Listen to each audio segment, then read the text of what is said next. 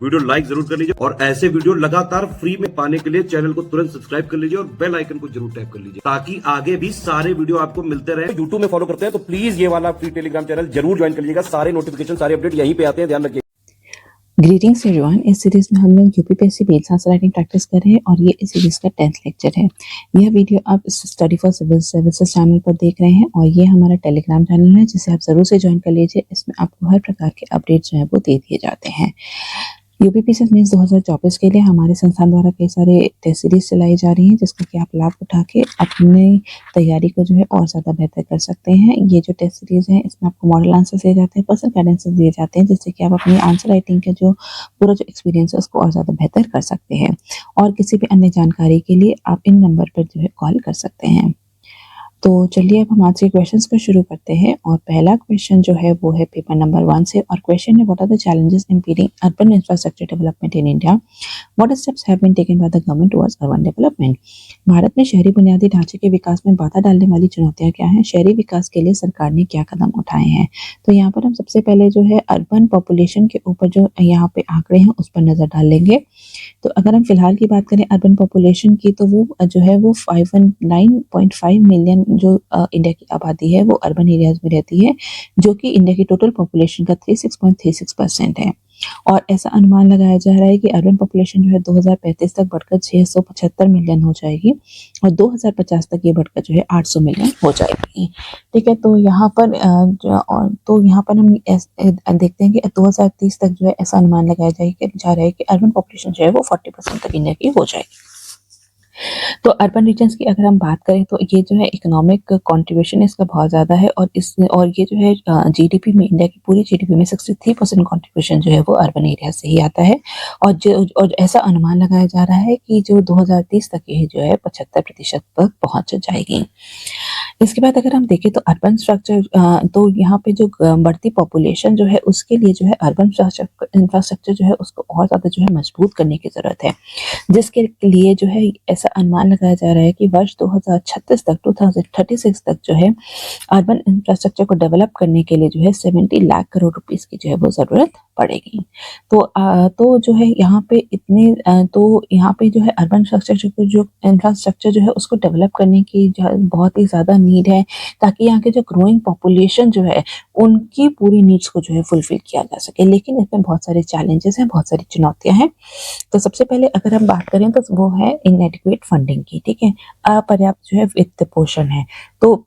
यहाँ पे अगर हम देखें तो जो भी म्यूनिसिपल फंड है, ठीक है, जो म्यूनिसिपल बॉडी है, अर्बन लोकल बॉडीज जो है उनका जो है उनकी जो है स्थिर निधि है। ठीक है, अगर हम पिछले कुछ सालों में देखें तो यहाँ पर जो है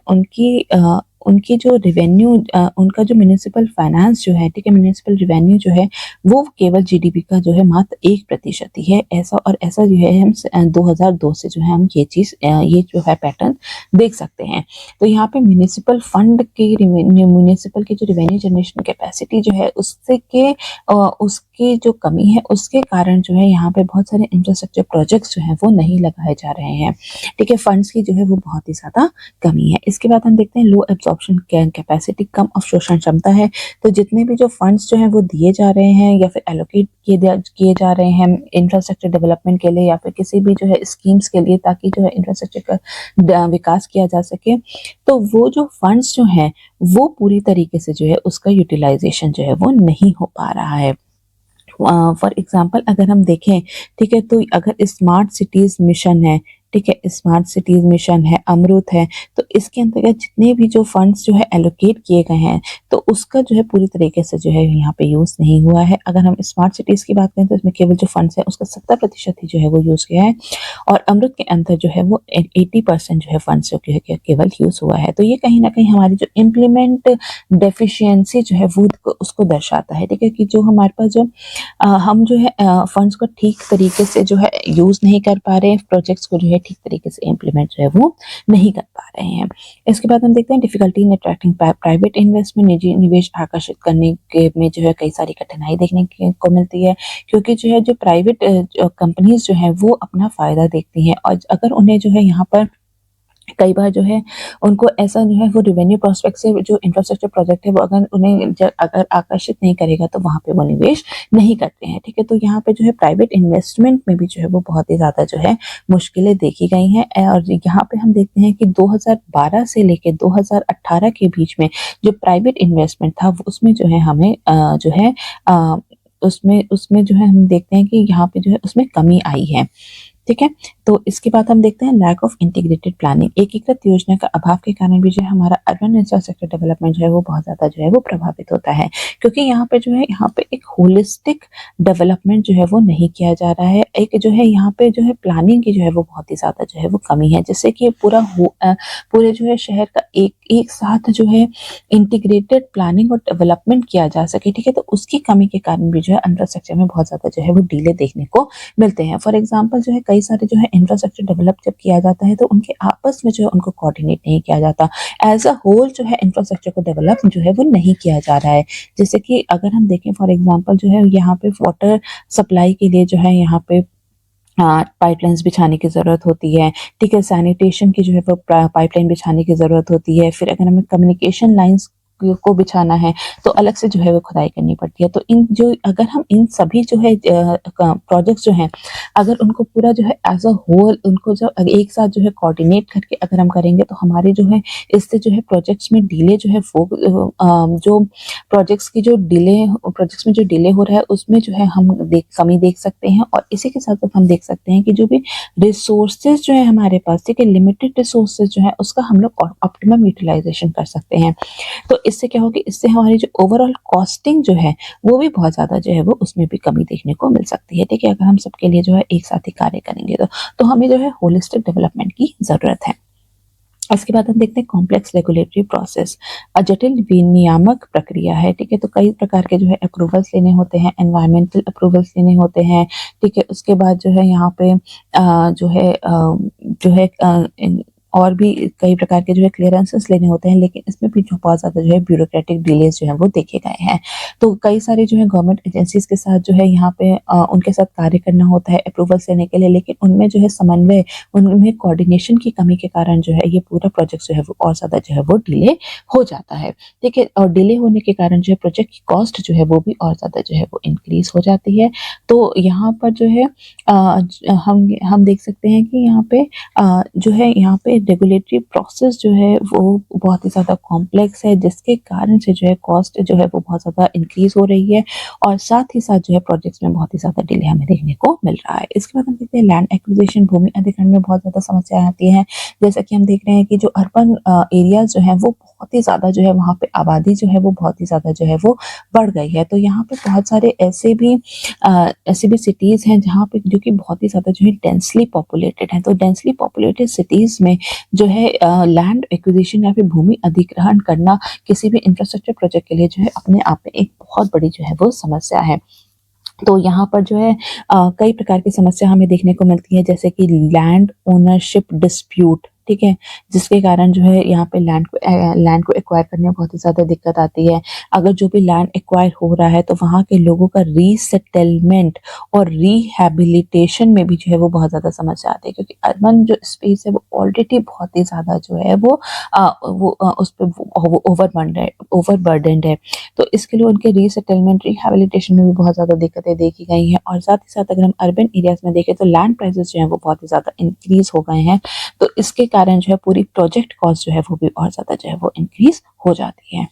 इसके बाद हम देखते हैं एजिंग एंड ओवरबर्डन इंफ्रास्ट्रक्चर, पुराना और बोझिल बुनियादी ढांचा है। तो अगर हम बात करें तो यहाँ पे जो इंफ्रास्ट्रक्चर जो है वो पर्याप्त नहीं है यहाँ के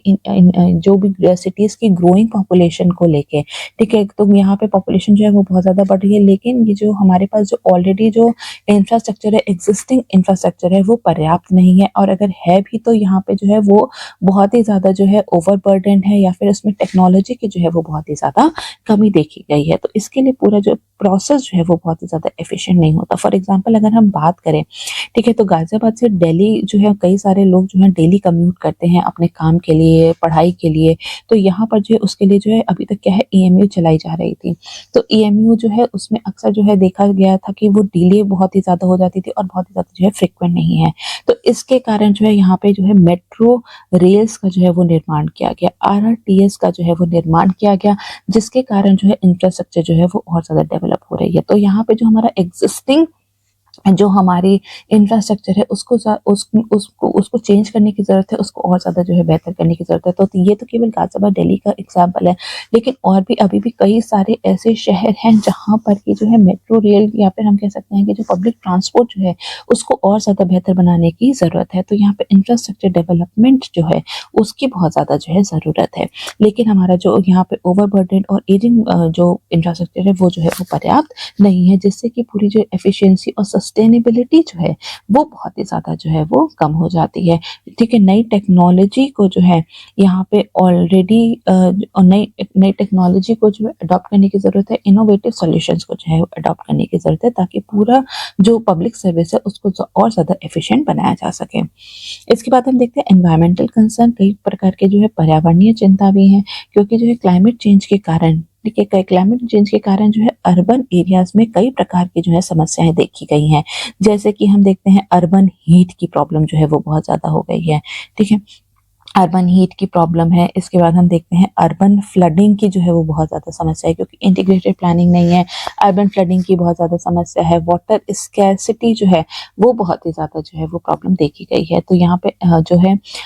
अर्बनाइजेशन जैसे जैसे बढ़ रहा है वैसे वैसे जो है हमारा एनवायरनमेंट जो है वो और ज़्यादा जो है वो डिग्रेड हो रहा है। इससे जो है यहाँ पर जो है अर्बनाइजेशन या फिर हम कह सकते हैं अर्बन पॉपुलेशन के बढ़ने के कारण जो है यहाँ पर जो है ट्रैफिक जो है या फिर ट्रैफिक जो है वो और ज़्यादा बढ़ गया है, जिसके कारण से जो है वो पॉल्यूशन और ज़्यादा बढ़ गया है। डिफॉरेस्टेशन, ठीक है, वनों की कटाई हो रही है ताकि जो है इंफ्रास्ट्रक्चर प्रोजेक्ट को लगाया जाए, जिससे कि जो है हमारी ग्रीन स्पेसेस जो है वो कम हो रही हैं, और जो कि हमारे जो है अ, अ, जो कि हमारे इंफ्रास्ट्रक्चर डेवलपमेंट के लिए जो है वो, या फिर हम कह सकते हैं कि यहाँ का इंफ्रास्ट्रक्चर डेवलपमेंट किया जा रहा है, लेकिन यहाँ के जो लोगों के लिए जो सुविधाएं हैं उसको जो है उसकी उनकी जो क्वालिटी ऑफ लाइफ जो है वो कहीं ना कहीं जो है वो कॉम्प्रोमाइज हो रही है। इकोनॉमिक डेवलपमेंट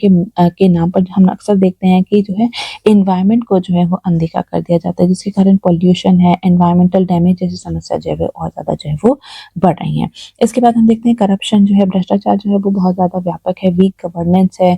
ठीक है, ट्रांसपेरेंसी, पारदर्शिता की बहुत ज़्यादा कमी है, जिसके कारण से जो भी हमारे पास लिमिटेड रिसोर्सेज हैं उनको जो है ठीक से जो है एलोकेट जो है वो नहीं किया जा रहा है, और अगर किया भी जा रहा है तो यहाँ पे कई बार हम देखते हैं कि जो है जो पूरी जो क्वालिटी जो होती है इंफ्रास्ट्रक्चर की उसके साथ बहुत ही ज़्यादा जो है वो कॉम्प्रोमाइज़ किया जाता है। तो ये कुछ चिंताएं हैं जो कि अर्बन इंफ्रास्ट्रक्चर के साथ जो है वो जुड़ी हुई हैं। तो इसके लिए जो है गवर्नमेंट के द्वारा या फिर सरकार के द्वारा कई सारी पहल की गई हैं। तो उसमें हम सबसे पहले समझेंगे स्मार्ट सिटीज मिशन। ठीक है, स्मार्ट सिटी मिशन जो है इसमें 100 स्मार्ट सिटीज को बनाने का जो है वो लक्ष्य रखा गया है, ताकि यहाँ पर जो है टेक्नोलॉजी का, ठीक है, टेक्नोलॉजी का यूज करके जो है पब्लिक को जो है और ज़्यादा बेहतर सुविधाएं जो है वो दी जा सके, वहाँ का जो है ट्रांसपोर्टेशन सिस्टम जो है उसको और ज़्यादा बेहतर किया जा सके। ठीक है, तो यहाँ पर हम देखते हैं कि यहाँ पे अर्बन इंफ्रास्ट्रक्चर को इम्प्रूव करने की बात कही गई है विद टेक्नोलॉजी को इंटीग्रेट करके। इसके बाद हम देखते हैं अमृत है, ठीक है, अटल कायाकल्प और शहरी परिवर्तन मिशन है। तो इसके अंतर इसको जो है यहाँ पे हम देखते हैं कि 2015 में जो है इसको लागू किया गया था, और यहाँ पर जो है अर्बन सिटीज में बेसिक इंफ्रास्ट्रक्चर जो है उसको प्रोवाइड करने के उद्देश्य से अमृत स्कीम जो है उसको लेकर के आई गई थी, जैसे कि सीवरेज की, ठीक है, सीवरेज है, वाटर सप्लाई है, अर्बन ट्रांसपोर्ट है, इन सबको जो है और ज़्यादा बेहतर करने के उद्देश्य से जो है अमृत स्कीम जो है उसको लेकर के आया गया था। इसके बाद हम देखते हैं पीएम विकास योजना, प्रधानमंत्री आवास योजना शहरी। तो यहाँ पर जो है जितने भी जो अर्बन पॉपुलेशन है उनको जो है अफोर्डेबल हाउसिंग की सुविधा पहुंचाए जाने के उद्देश्य से जो है यहाँ पे इस स्कीम को लेकर के आया गया था। स्वच्छ भारत मिशन अर्बन है, ठीक है, स्वच्छ भारत मिशन अगर हम शहरी की बात करें तो ये जो है यहाँ ये जो जितनी भी जो अर्बन सिटीज़ हैं इनको जो है ओपन डेफिकेशन फ्री बनाने के उद्देश्य जो है इसमें रखा गया था, ताकि जो है यहाँ, और इसके साथ साथ जो है जो सॉलिड वेस्ट मैनेजमेंट जो है उसको और ज़्यादा जो है एफिशिएंट करने का इसमें उद्देश्य रखा गया है। इसके बाद हम देखते हैं हृदय heritage city development and augmentation योजना। इसमें जो है पब्लिक ट्रांसपोर्टेशन को जो है और ज़्यादा जो है प्रमोट किया गया है, जिससे कि ट्रैफिक कंजेशन जो है, सॉरी सॉरी, ये जो है ये नेशनल अर्बन ट्रांसपोर्ट पॉलिसी है। एक बार फिर से कर लेते हैं, ठीक है। तो यहाँ पे जो है नेशनल अर्बन ट्रांसपोर्ट पॉलिसी जो है, इसमें जो है अर्बन पब्लिक ट्रांसपोर्ट जो है उसको और ज़्यादा जो है मजबूत करने का इसमें जो है लक्ष्य रखा गया है, ताकि जो है ट्रैफिक कंजेशन जो है उसको हम लोग जो है और ज़्यादा जो है वो कम कर सकते हैं, और इसी के साथ साथ जो है पॉल्यूशन को भी जो है और ज़्यादा कम करने में हमें मदद मिलेगी। इससे क्या होगा, इससे जो अर्बन सिटीज़ की लाइफ जो है वो, और जो लोग उनकी लाइफ जो है वो उसको और ज़्यादा लिवेबल बनाने में मदद मिलेगी। इसके बाद हम बात करेंगे हृदय की, heritage city development and augmentation योजना। इसके अंतर्गत जो है यहाँ पे जितनी भी जो हेरिटेज सिटीज़ है उनको रिवाइटलाइज किया जा रहा है, और जितने भी जो हेरिटेज हैं उनको जो है यहाँ पे प्रिजर्व करने का जो है उद्देश्य रखा गया है, ताकि जो है यहाँ पे जितनी भी जो हमारी जो जो हमारी जो हम कह सकते हैं जो हमारी जो हेरिटेज है, हेरिटेज मॉन्यूमेंट्स हैं, उनको जो है हम यहाँ पे प्रिजर्व कर सकते हैं, जिससे कि यहाँ पे टूरिज्म को जो है और ज़्यादा बढ़ावा देने में मदद मिलेगी। इसके बाद हम देखते हैं नेशनल इंफ्रास्ट्रक्चर डेवलपमेंट।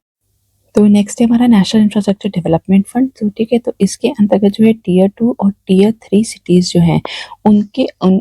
वहाँ पर जो है अर्बन इंफ्रास्ट्रक्चर का निर्माण करने का उद्देश्य रखा गया है। तो यहाँ पे इसके अंतर्गत जो है 459 टीयर 2 सिटीज़ को इंक्लूड किया गया है, और 580 जो है टीयर 3 सिटीज़ को जो है इंक्लूड किया गया है। तो यहाँ पर हम कह सकते हैं कि ये जो पूरी स्कीम है, ठीक है, राष्ट्रीय अवसंरचना विकास निधि जो है इसका उद्देश्य है टीयर 2 और टीयर 3 शहर जो है उनका जो है इंफ्रास्ट्रक्चर प्रोजेक्ट के डेवलपमेंट के लिए कई सारी एजेंसीज के बीच में जो है कोलैबोरेट करना, जैसे कि स्टेट गवर्नमेंट हो गई, स्टेट एजेंसीज हैं, नगर निगम है, म्यूनिसिपल कॉर्पोरेशन है, अर्बन लोकल बॉडीज हैं। तो इनके बीच में जो है एक यहाँ पे एक कोऑर्डिनेशन बैठाना, और इसके साथ साथ जो है यहाँ पे इनको जो है स्टेबल और प्रिडिक्टेबल सोर्स ऑफ फाइनेंसिंग जो है वो प्रदान करने का इसमें उद्देश्य रखा गया है। तो अगर हम कुछ मेजर्स की बात करें, सुझाव की बात करें, तो सबसे पहले हम देखते हैं कि एफिशिएंट अर्बन प्लानिंग करनी होगी, ताकि जो है हम लोग एक इंटीग्रेटेड प्लानिंग कर सके। पूरे जो अर्बन डेवलपमेंट है उसका जो है हम एज अ होल जो है उसे डेवलप कर सकते हैं, ठीक है। तो होलिस्टिक प्लानिंग की जो है यहाँ पर ज़रूरत है, एक मास्टर प्लान बनाने की ज़रूरत है, ताकि जो है सिटीज़ का निर्माण जो है वो एफिशिएंट तरीके से जो है वो किया जा सके। इसके बाद हम देखते हैं यहाँ पे पब्लिक ट्रांसपोर्ट, सार्वजनिक परिवहन को और ज़्यादा जो है वो बेहतर करने की ज़रूरत है। पूरा जो पब्लिक ट्रांसपोर्ट नेटवर्क सिस्टम जो है उसको और ज़्यादा बेहतर करने की ज़रूरत है, ताकि ये हमें जो है पॉल्यूशन जैसी समस्या से निपटने के लिए जो है हमें मदद कर सकता है। इसके बाद हम देखते हैं पीपीपी मॉडल को जो है प्रोत्साहन करने का प्रोत्साहन देना होगा, ताकि जो है हम लोग जो है जो फंडिंग की जो प्रॉब्लम है उसको जो है हम लोग कम कर सकते हैं, और साथ ही साथ जो अर्बन इंफ्रास्ट्रक्चर को जो है पूरा जो प्रोजेक्ट है उसकी स्पीड जो है वो और ज़्यादा जो है वो बढ़ा सकते हैं, ठीक है। पूरे प्रोजेक्ट जो है उसको और ज़्यादा एक्सपेडाइट कर सकते हैं।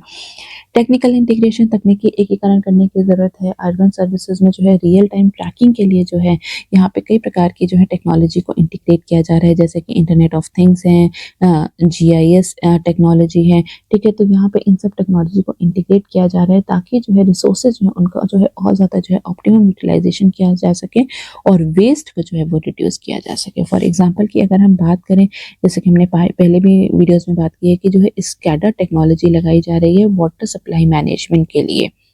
ठीक है। इसके लिए जो है यहाँ पे रिमोट, ठीक है, दूर से ही बैठे बैठे जो है वाटर सप्लाई को कंट्रोल कर सकते हैं, और इसी के साथ साथ जो है यहाँ पे उसकी निगरानी भी की जा सकती है, ठीक है। तो टेक्निकल इंटीग्रेशन करने का बहुत ही ज़्यादा ज़रूरत है। इसके बाद में अर्बन फॉरेस्ट्री, शहरी वानिकी को जो है और ज़्यादा बेहतर करने की ज़रूरत है। ये ज़रूरत है कि जो है ग्रीन स्पेसेस को जो है सिटीज़ में और ज़्यादा बेहतर बनाए, ताकि जो है एयर क्वालिटी जो है वो और ज़्यादा जो है वो अच्छी कर सकें, और सिटीज़ को जो है और ज़्यादा जो है वो लिवेबल बनाया जा सके।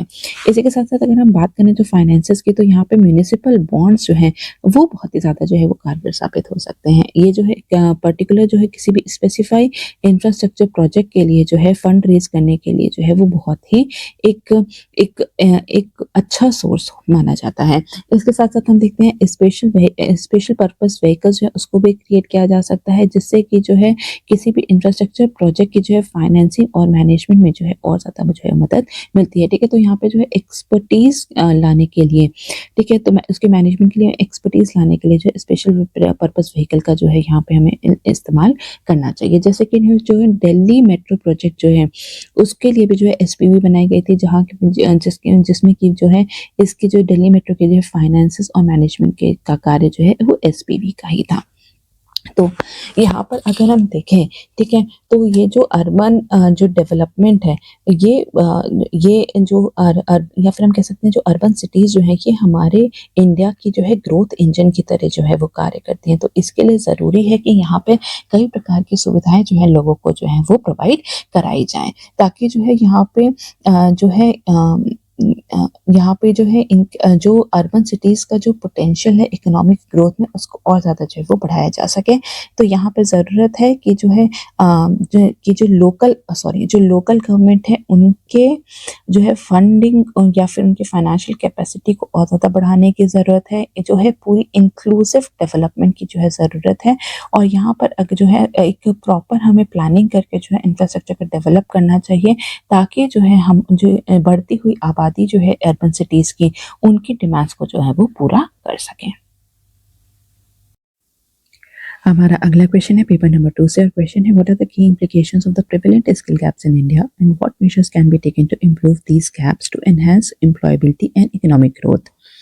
भारत में प्रचलित कौशल अंतराल के मुख्य निहितार्थ क्या हैं और रोजगार क्षमता और आर्थिक विकास को बढ़ाने के लिए इन अंतरालों को सुधारने के लिए क्या उपाय किए जा सकते हैं। तो सबसे पहले हम यहाँ समझेंगे कि आखिर स्किल गैप या फिर कौशल अंतर होता क्या है। तो हमारी जो यूथ है, उनके एक्चुअल जो उनके पास स्किल्स है और जो मार्केट में जो डिमांड है स्किल्स की, ठीक है, उसके बीच का जो गैप होता है, उसके बीच का जो अंतर होता है, उसी को हम लोग स्किल गैप कहते हैं। इसीलिए हम कह सकते हैं the mismatch between workers skill and those required for a job, ठीक है। तो उसके बीच में जो अंतर है उसको हम लोग स्किल गैप कहेंगे। तो अब यहाँ पे हम कुछ फैक्ट्स की बात कर लें। तो यहाँ पे जो है एक सर्वे किया गया था, उसमें 65% जितनी भी जो ऑर्गेनाइजेशन है, उन्होंने कहा था कि इंडिया की जो प्रोग्रेस है उसको हिंडर करने में जो है यहाँ पे स्किल गैप जो है वो बहुत बड़ा एक रीज़न है। इसी के साथ साथ अगर हम देखें इकोनॉमिक सर्वे 2024-25 में भी यही कहा गया था कि केवल जो है 8.25% जो ग्रेजुएट्स हैं, उनके पास ऐसी जॉब है जो कि उनकी क्वालिफिकेशन को मैच करती है, ठीक है। तो यहाँ पर हम देखते हैं कि इंडिया में जो है स्किल गैप की जो प्रॉब्लम जो है वो बहुत ही ज़्यादा है। तो इसके क्या क्या इम्प्लीकेशंस है, क्या क्या निहितार्थ हैं, क्या इसके कॉन्सिक्वेंसेस होंगे, तो उसको भी हम सबसे पहले समझेंगे कि रिड्यूस्ड एम्प्लॉयबिलिटी, रोजगार के अवसरों में जो है वो कमी हमें देखने को मिलती है। तो यदि जो है यहाँ पे अगर वर्कफोर्स के पास जो है अगर प्रॉपर स्किल्स नहीं होंगी, तो जो है उनकी एम्प्लॉयबिलिटी पे जो है असर देखने को मिलता है। तो उनके पास प्रॉपर स्किल्स ना होने के कारण जो है काफ़ी सारे यूथ जो है वो अनएम्प्लॉयड है या फिर जो है वो अंडर एम्प्लॉयड है, ठीक है। अंडर एम्प्लॉयड होता है कि जो उनकी स्किल्स है उससे कम उसके अकॉर्डिंग वो काम नहीं कर रहे, उससे जो है यहाँ पे जो है नीचे का काम वो कर रहे हैं, ठीक है। तो यहाँ पर अगर हम देखें तो इंडिया में जो है 65% पॉपुलेशन जो है, ठीक है, 65% पॉपुलेशन जो है वो 35 ईयर्स ऑफ एज की जो है वो कम है। और यहाँ पे जो है उनके पास इनमें से कई सारे लोग हैं जिनके पास जो है रेलेवेंट स्किल्स की जो है वो बहुत ज़्यादा कमी है, जिसके कारण जो है वो जो है एक रेलेवेंट जॉब को या फिर हम कह सकते हैं कि जॉब जो कि उनकी क्वालिफिकेशन को मैच करे, ऐसा ढूंढ पाने में जो है वो असक्षम है। अगर हम आंकड़ों की देखें तो 50% ऑफ ग्रेजुएट्स जो हैं और जो है 44% जो है पोस्ट ग्रेजुएट जो है वो अंडर एम्प्लॉयड है, ठीक है, वो अंडर एम्प्लॉयड है। तो यहाँ पे जो है स्किल गैप का जो ये जो प्रॉब्लम समस्या जो है ये इंडिया में जो है वो बहुत ही ज़्यादा है, जिसके कारण से अंडर एम्प्लॉयमेंट और अनएम्प्लॉयमेंट जैसी समस्या जो है वो इंडिया में बहुत ज़्यादा बढ़ रही है। इसके बाद हम देखते हैं लो लेबर प्रोडक्टिविटी, कम श्रम उत्पादकता। जिसके पास अगर यूथ है या फिर जो लेबर फोर्स है, अगर वो स्किल्ड नहीं होगी तो ये उसकी जो उनकी प्रोडक्टिविटी, उनकी एफिशिएंसी पे भी असर जो है वो डालती है, जिसके कारण जो है ग्लोबल मार्केट में हमारी जो है कॉम्पिटिटिवनेस पर जो है वो असर पड़ता है। नेक्स्ट हम देखेंगे हिंडर्स इकोनॉमिक ग्रोथ, ठीक है। तो यहाँ पे जो है उत्पादकता कम हो रही है, तो जिसके कारण जो है हमारे आर्थिक विकास पर भी जो है वो बहुत ज़्यादा नकारात्मक असर या नकारात्मक प्रभाव हमें देखने को मिलता है। तो यहाँ पर जैसे कि अगर हम देखें तो अगर एग्जांपल लें हम आईटी सेक्टर का, ठीक है, तो आईटी सेक्टर जो है इसकी ये बहुत ही ज़्यादा कंट्रीब्यूट करती है इंडिया के जीडीपी में। लेकिन यहाँ पे ये जो आईटी सेक्टर है यहाँ पे टेक्नोलॉजी जो है वो रेगुलरली जो है वो इवॉल्व हो रही है, ठीक है, तो इसकी बहुत जल्दी जो है वो इवॉल्व हो रही है और इसके लिए जो इंडियन यूथ जो है वो बहुत ज़्यादा कंपैटिबल नहीं है, उनके पास स्किल्स की जो है वो बहुत ही ज़्यादा कमी है। जैसे कि अगर हम बात करें एआई है, मशीन लर्निंग है, रोबोटिक्स है, ड्रोन ऑपरेशंस है, तो इन सब में जो है यहाँ पे हमारे इंडिया में स्किल लेबर फोर्स की जो है वो बहुत ज़्यादा कमी है, जो कि हमारे इकोनॉमिक ग्रोथ पर जो है नकारात्मक प्रभाव डालती है। इसके बाद हम देखते हैं lack of research and development and innovation, ठीक है, बहुत ज़्यादा स्किल्स ना होने के कारण या फिर बहुत ज़्यादा जो है जो उनको स्कूल में पढ़ाया जा रहा है वो अगर आगे हमारे काम नहीं अगर आ रहा है तो ये जो है हमारे जो रिसर्च एंड डेवलपमेंट जो है इंडिया के और इनोवेशन सॉल्यूशंस पर भी जो है प्रभाव डालती है। तो यहाँ पर जो है जो भी रिसर्च एंड डेवलपमेंट या फिर इनोवेशन सॉल्यूशंस वाली जो कंपनी है उनको जो है रेलेवेंट स्किल्ड वर्कफोर्स जो है वो नहीं मिल रही है, जिसके कारण से जो है इंडिया जो है research and development innovative solutions में जो है वो बहुत पीछे है। जैसे कि अगर हम एग्जांपल लें, ठीक है, तो इंडिया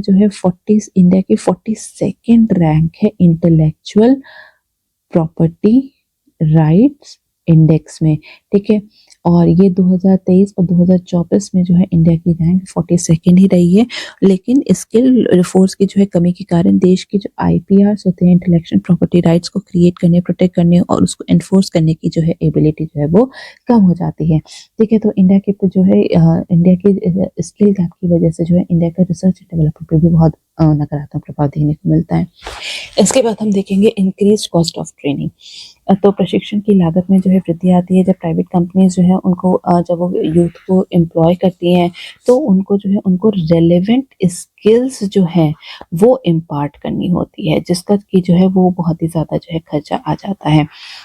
तो यहाँ पे हम देखते हैं कि जो इसके तो की जो ट्रेनिंग में जो है इनकी हेविली इन्वेस्ट जो है वो करना पड़ता है। इसके बाद अगर हम नेक्स्ट देखें तो है मिस्ड इकोनॉमिक अपॉर्चुनिटीज, ठीक है, तो यहाँ पर जो है आर्थिक अवसर को जो है अगर ऐसा ही रहा, स्किल गैप बहुत ज़्यादा रहा तो हम आने वाले जो हमारे आर्थिक अवसर हैं उसको भी हम लोग जो है वो खो सकते हैं। फॉर एग्जांपल अगर हम बात करें तो इंडिया की जो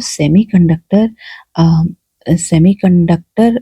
इंडस्ट्री जो है उसमें जो है केवल सेमीकंडक्टर इंडस्ट्री जो है उसमें वर्ष 2027 तक करीब 1.5 मिलियन जो है स्किल्ड वर्कफोर्स की जो है यहाँ पे या फिर हम कह सकते हैं स्किल्ड प्रोफेशनल्स की जो है वो ज़रूरत है। लेकिन अगर जो है यहाँ पर अगर हम ये गैप को जो है पूरा नहीं कर पाते हैं तो कहीं ना कहीं हमारे सेमीकंडक्टर इंडस्ट्री पर जो है वहाँ पे प्रभाव पड़ेगा। इसी के साथ साथ अगर हम देखें तो एक फिक्की ने जो है एक स्टडी की थी जिसमें कि उसने ग्लोबल मोबिलिटी ऑफ इंडिया का वर्कफोर्स के ऊपर जो है उन्होंने एक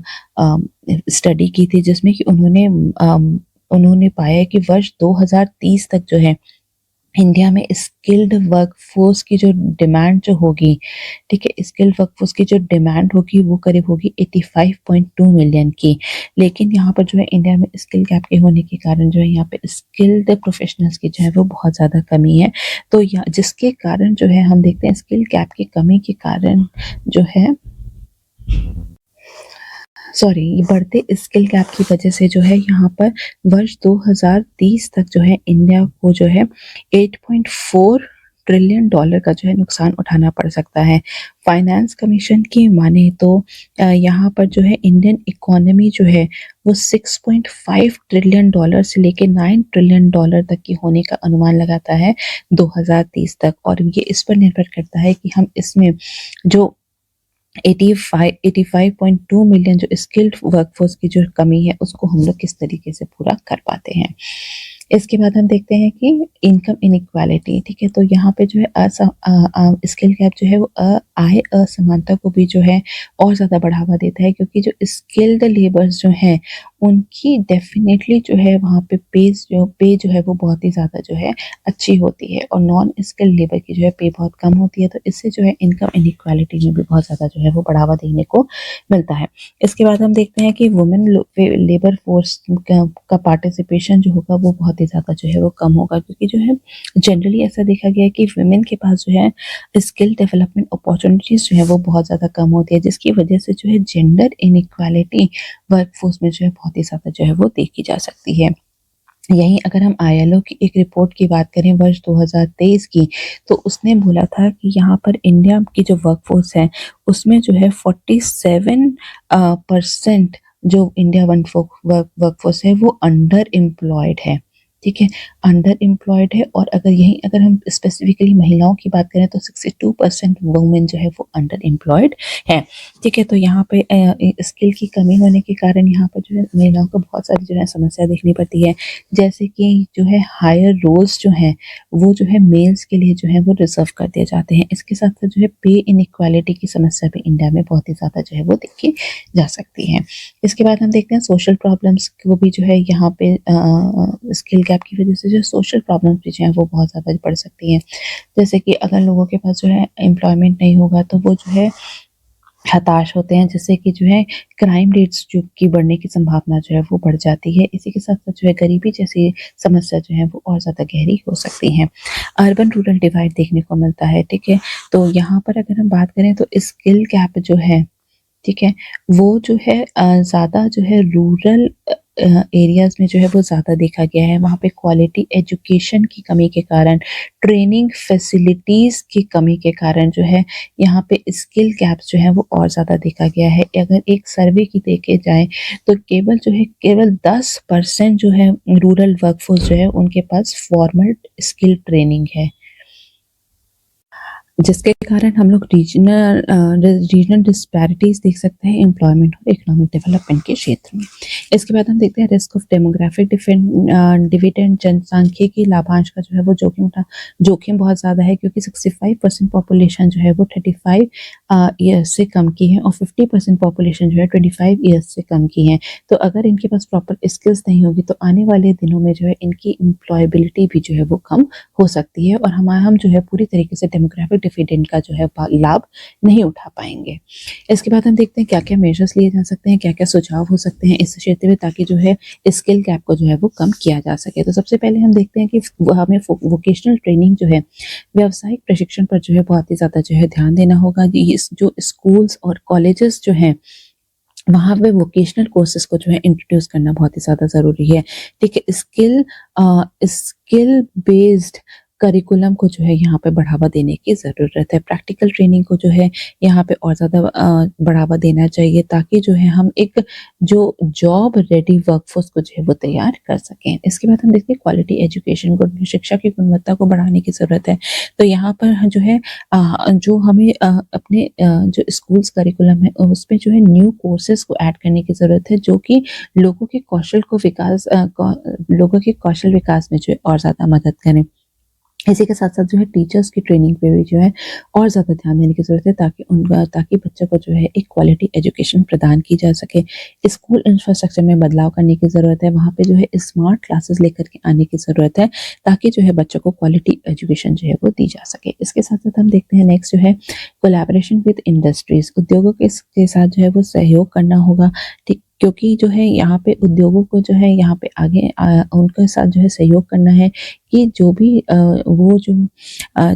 रेलेवेंट जो भी ट्रेनिंग प्रोग्राम है उनकी डिज़ाइनिंग के लिए और उनकी डिलीवरी के लिए, ठीक है, इंडस्ट्रीज़ के साथ जो है कोलैबोरेट करना होगा, ताकि जो है उनकी डिमांड क्या है और एक्चुअल में क्या स्किल्स जो है इम्पार्ट की जा रही है उसके बीच का जो है गैप जो है उसको कम किया जा सके। इमर्जिंग टेक्नोलॉजीज़ पर फोकस करना होगा, जैसे कि रोबोटिक्स है, एआई है, साइबर सिक्योरिटी है, रिन्यूएबल एनर्जी है, डेटा साइंसेज़ हैं। इन इमर्जिंग टेक्नोलॉजीज़ पर जो है यहाँ पे ज़्यादा फोकस करने की ज़रूरत है। इनको आइडेंटिफाई करके जो है यहाँ पे जो है इनको बढ़ावा देने की ज़रूरत है। डिजिटल लर्निंग पर और ज़्यादा जो है उसको प्रोत्साहन देने की ज़रूरत है, ताकि जो है रिमोट एरियाज़ में रह रहे यूथ को भी जो है इमर्जिंग टेक्नोलॉजी को सीखने के लिए जो है सुविधा मिल सके। पब्लिक प्राइवेट पार्टनरशिप की अगर हम बात करें तो यहाँ पे जो प्राइवेट प्लेयर्स जो हैं उनकी हम लोग रिसोर्सेज, उनकी एक्सपर्टीज़, उनकी टेक्नोलॉजी, हाई एंड टेक्नोलॉजी को जो है हम लोग इंटीग्रेट करके जो है स्किल गैप को जो है स्किल गैप की जो समस्या है उसको हम लोग कम कर सकते हैं। स्कॉलरशिप्स और इंसेंटिव्स देने की ज़रूरत है अलग अलग जो है यहाँ पे कई सारे बैकग्राउंड के बच्चों को, ताकि जो है वो कई प्रकार के जो है कोर्सेज को जो है वो सीख सकते हैं और अपने कौशल का विकास जो है वो कर सकते हैं। इसके बाद हम देखते हैं कि कार्यबल प्रशिक्षण में निवेश करने वाली कंपनियों को हर लाभ और वित्तीय सहायता देने की ज़रूरत है। ठीक है। इसके बाद हम देखते हैं कि अंतर्राष्ट्रीय सहयोग को भी जो और ज़्यादा बढ़ावा देना चाहिए। लीडिंग नॉलेज एक्सचेंज और टेक्नोलॉजी ट्रांसफ़र के लिए जो है हमें लीडिंग कंपनीज़ और लीडिंग एकेडमिक इंस्टीट्यूशन के साथ कोलैबोरेट करना जो है वो बहुत ज़्यादा ज़रूरी है। इसके बाद हम देखते हैं स्किलिंग और री-स्किलिंग, अपस्किलिंग पे ध्यान देना जो है वो बहुत ज़्यादा ज़रूरी है, क्योंकि जैसा कि हमने बात की टेक्नोलॉजी जो है वो रेगुलरली या फिर हम कह सकते हैं रैपिडली जो है इवॉल्व हो रही है। तो उसके लिए जो है अपने आप को अपस्किल्ड करना, री-स्किल्ड करना जो है वो बहुत ही ज़्यादा ज़रूरी है। जैसे कि IIT मद्रास जो है फ्री में जो है AI कोर्सेज़ जो है वो चला रहा है, ताकि जो लोग जो हैं वो अपने जो है स्किल पर ध्यान दे सकें, अपने कौशल का विकास कर सकें इमर्जिंग टेक्नोलॉजीज़ के लिए। इसके बाद हम देखते हैं मोबाइल ट्रेनिंग सेंटर्स को जो है और ज़्यादा जो है यहाँ पे बढ़ावा देना चाहिए, ताकि जो रिमोट एरियाज़ हैं जहाँ पे इंफ्रास्ट्रक्चर की जो बहुत ही ज़्यादा कमी है, वहाँ के भी वहाँ पे भी जो यूथ हैं, वहाँ पे भी लोग जो हैं उनका जो है कौशल विकास किया जा सके। तो सरकार द्वारा जो है कई सारी पहल की गई है इस क्षेत्र में, ताकि जो है स्किल गैप को जो है वो कम किया जा सके, लोगों की एम्प्लॉयबिलिटी जो है वो और ज़्यादा बढ़ाई जा सके। इसके लिए अगर हम देखें, नज़र डालें तो 2014 में जो है फोर्ब्स की एक स्टडी के मुताबिक इंडिया जो है सेकंड लार्जेस्ट कंट्री है जहाँ पे स्किल गैप की समस्या जो है वो देखी जा सकती है। तो उसके बाद जो है यहाँ पे भारत सरकार ने जो है इसका संज्ञान लिया था, और इसके बाद जो है नेशनल स्किल डेवलपमेंट कॉरपोरेशन और ministry of skill development and entrepreneurship जो है उसको जो है यहाँ पे स्थापित किया गया था, ताकि लोगों के कौशल विकास पे जो है और ज़्यादा ध्यान दिया जा सके। इसके बाद हम देखते हैं PM कौशल विकास योजना है, प्रधानमंत्री कौशल विकास योजना जो है ये जो है ये वर्ष 2015 में लेकर के आए थे, ताकि जो है यहाँ पे इसमें जो है फ्री ट्रेनिंग दी जाती है और उनको सर्टिफिकेट दिया जाता है उनकी जॉब रिलेटेड स्किल्स के लिए, ताकि जो है उनको स्किल बेस्ड एम्प्लॉयमेंट अपॉर्चुनिटीज़ जो है वो प्रदान की जा सकती है। इसके बाद हम देखते हैं नेशनल अप्रेंटिसशिप प्रमोशन स्कीम जो है, इसके अंतर्गत जो है ये कंपनीज जो है उनको जो है प्रोत्साहन दिया जा रहा है, ताकि वो जो है ऑन द जॉब ट्रेनिंग को जो है और ज़्यादा जो है वो बढ़ावा दें। जितने भी जो यूथ हैं, ठीक है, उनको प्रैक्टिकल नॉलेज जो है वो प्रदान की जा सके प्राइवेट कंपनीज के द्वारा। दीनदयाल उपाध्याय ग्रामीण कौशल विकास योजना है, तो ये जो है रूरल यूथ की जो कौशल विकास पर जो है वो ध्यान केंद्रित करता है, जिससे कि उनको स्किल ट्रेनिंग जो है प्रोवाइड कराता है, ताकि जो है उनको जो है बेटर जो है जॉब अपॉर्चुनिटीज़ जो है वो मिल सके, या फिर वो अपना खुद का जो है ओन बिजनेस जो है वो स्टार्ट कर सकें। स्किल इंडिया डिजिटल हब, ठीक है, जिसको कि SIDH सिद्ध भी कहा जाता है, ठीक है, इसको जो है 2023 में लेकर के आए थे। ये एक प्लेटफॉर्म है जहाँ पर के जो यूथ है या फिर जो लोग हैं वो ऑनलाइन जो है कंटेंट को सर्च करके जो है ऑनलाइन कंटेंट को सर्च कर सकते हैं, ऑनलाइन जो है जॉब अपॉर्चुनिटीज़ को सर्च कर सकते हैं, और जो है उस क्षेत्र में जो है अपना कौशल विकास जो है वो कर सकते हैं। इसके बाद हम देखते हैं न्यू एजुकेशन पॉलिसी 2020 में भी जो है वोकेशनल ट्रेनिंग पे बहुत ज़्यादा जो है फोकस किया गया है, ताकि जो है उनकी जो भी स्टूडेंट्स हैं उनकी प्रैक्टिकल स्किल्स जो है डेवलप की जा सके अर्ली एज से ही। स्किल इंडिया मिशन है, जिसको भी जो है वर्ष 2015 में जो है यहाँ पे लागू की गई थी, जिसमें कि जो है ट्रेनिंग सेक्टर जैसे कि मैन्युफैक्चरिंग है, कंस्ट्रक्शन है, हेल्थ केयर, टूरिज्म है, IT है, तो यहाँ पर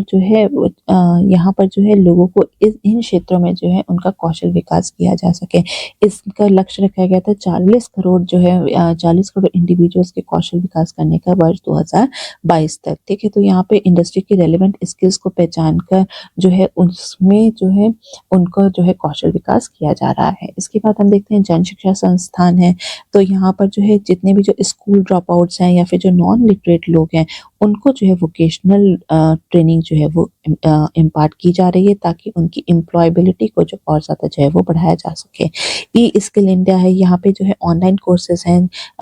कई सारे सेक्टर्स में, जो कि इंडियन यूथ को जो है कौशल विकास पर जो है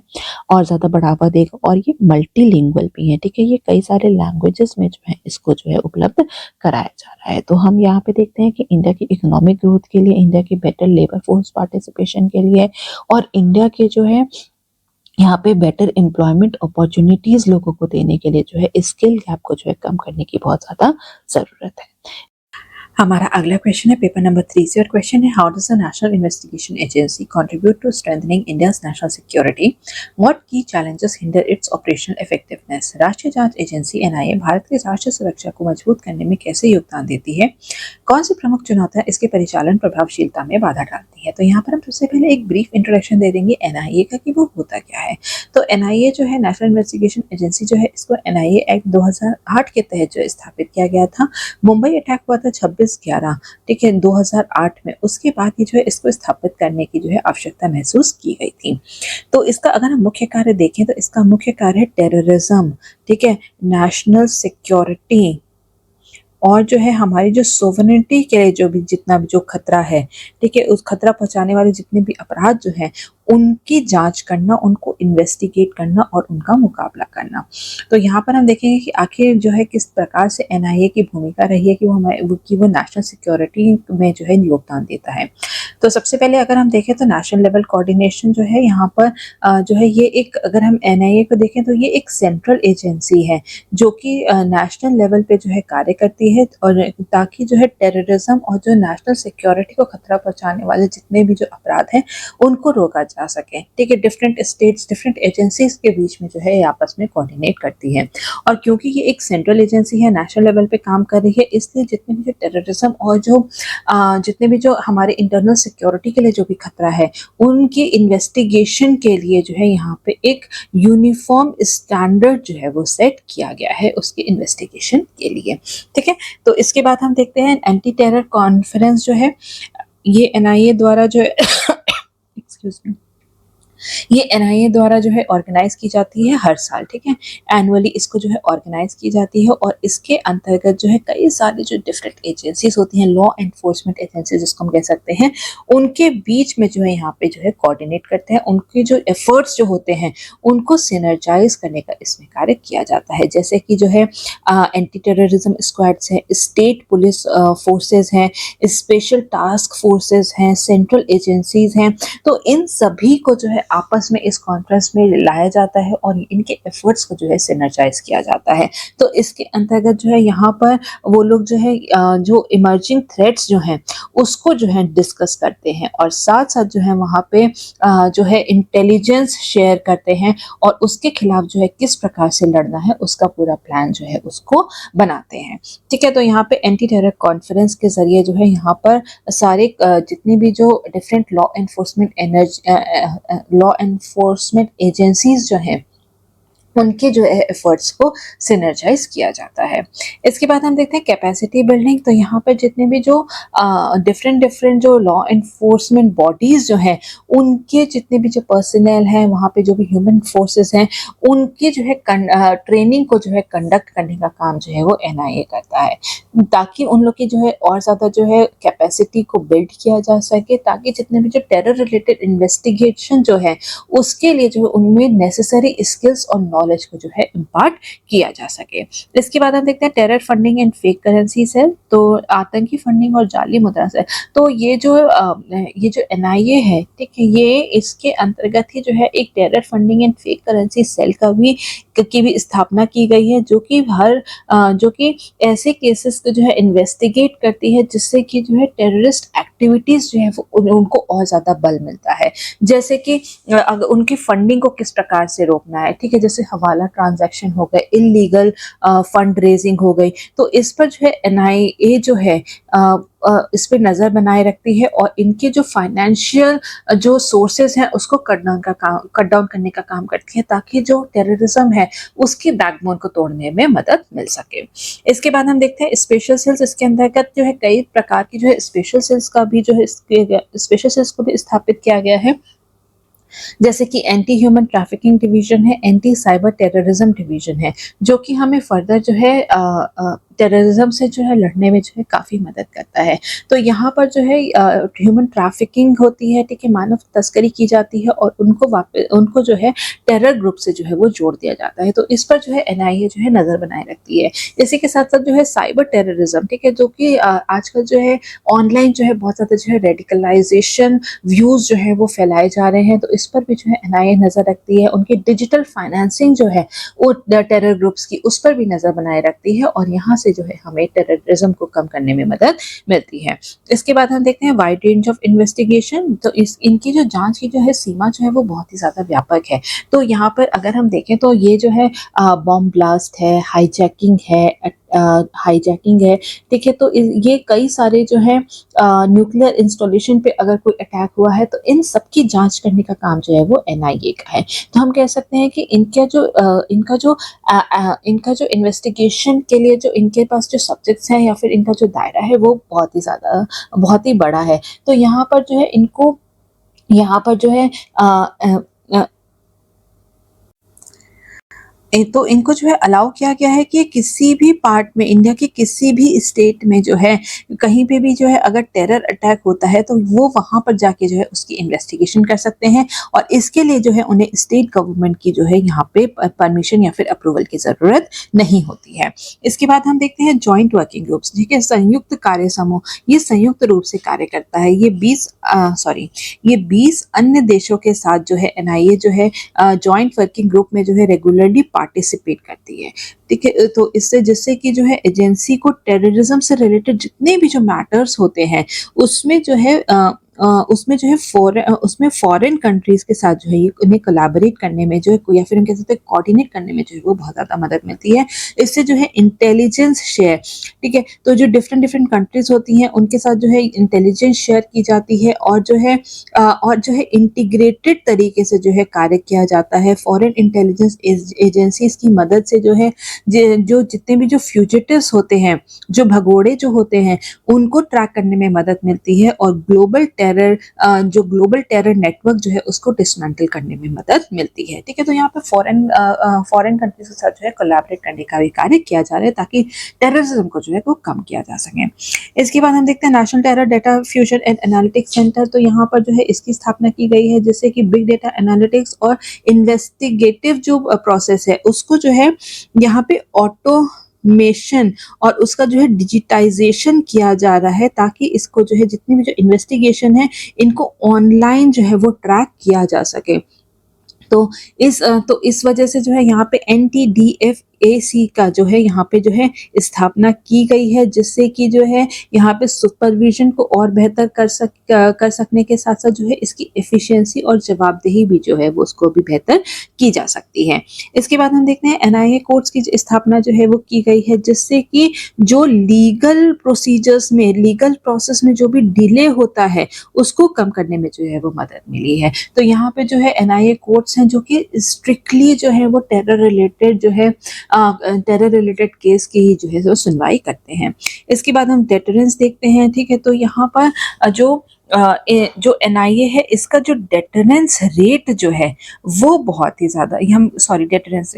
कन्विक्शन रेट जो है वो बहुत ही ज़्यादा जो है वो हाई है, ठीक है। कन्विक्शन रेट जो है इसका 94% है। 94% ऑफ द केसेस में जो है जो भी गिल्टी होता है उसको जो है ये सजा दिलाने का काम उसने आज तक किया है। तो इससे क्या होता है, इससे एक स्ट्रॉन्ग डिटरेंट जो है टेररिज्म के अगेंस्ट जो है वहाँ पे सेट किया जाता है। तो जैसे कि फॉर एग्जांपल अगर हम देखें तो इंडियन मुजाहिदीन है या फिर जो लेफ्ट विंग एक्सट्रीमिस्ट ग्रुप्स जो हैं, ठीक है, ये जो लेफ्ट विंग एक्सट्रीमिस्ट ग्रुप जो है इसमें जो है कि लोगों को जो है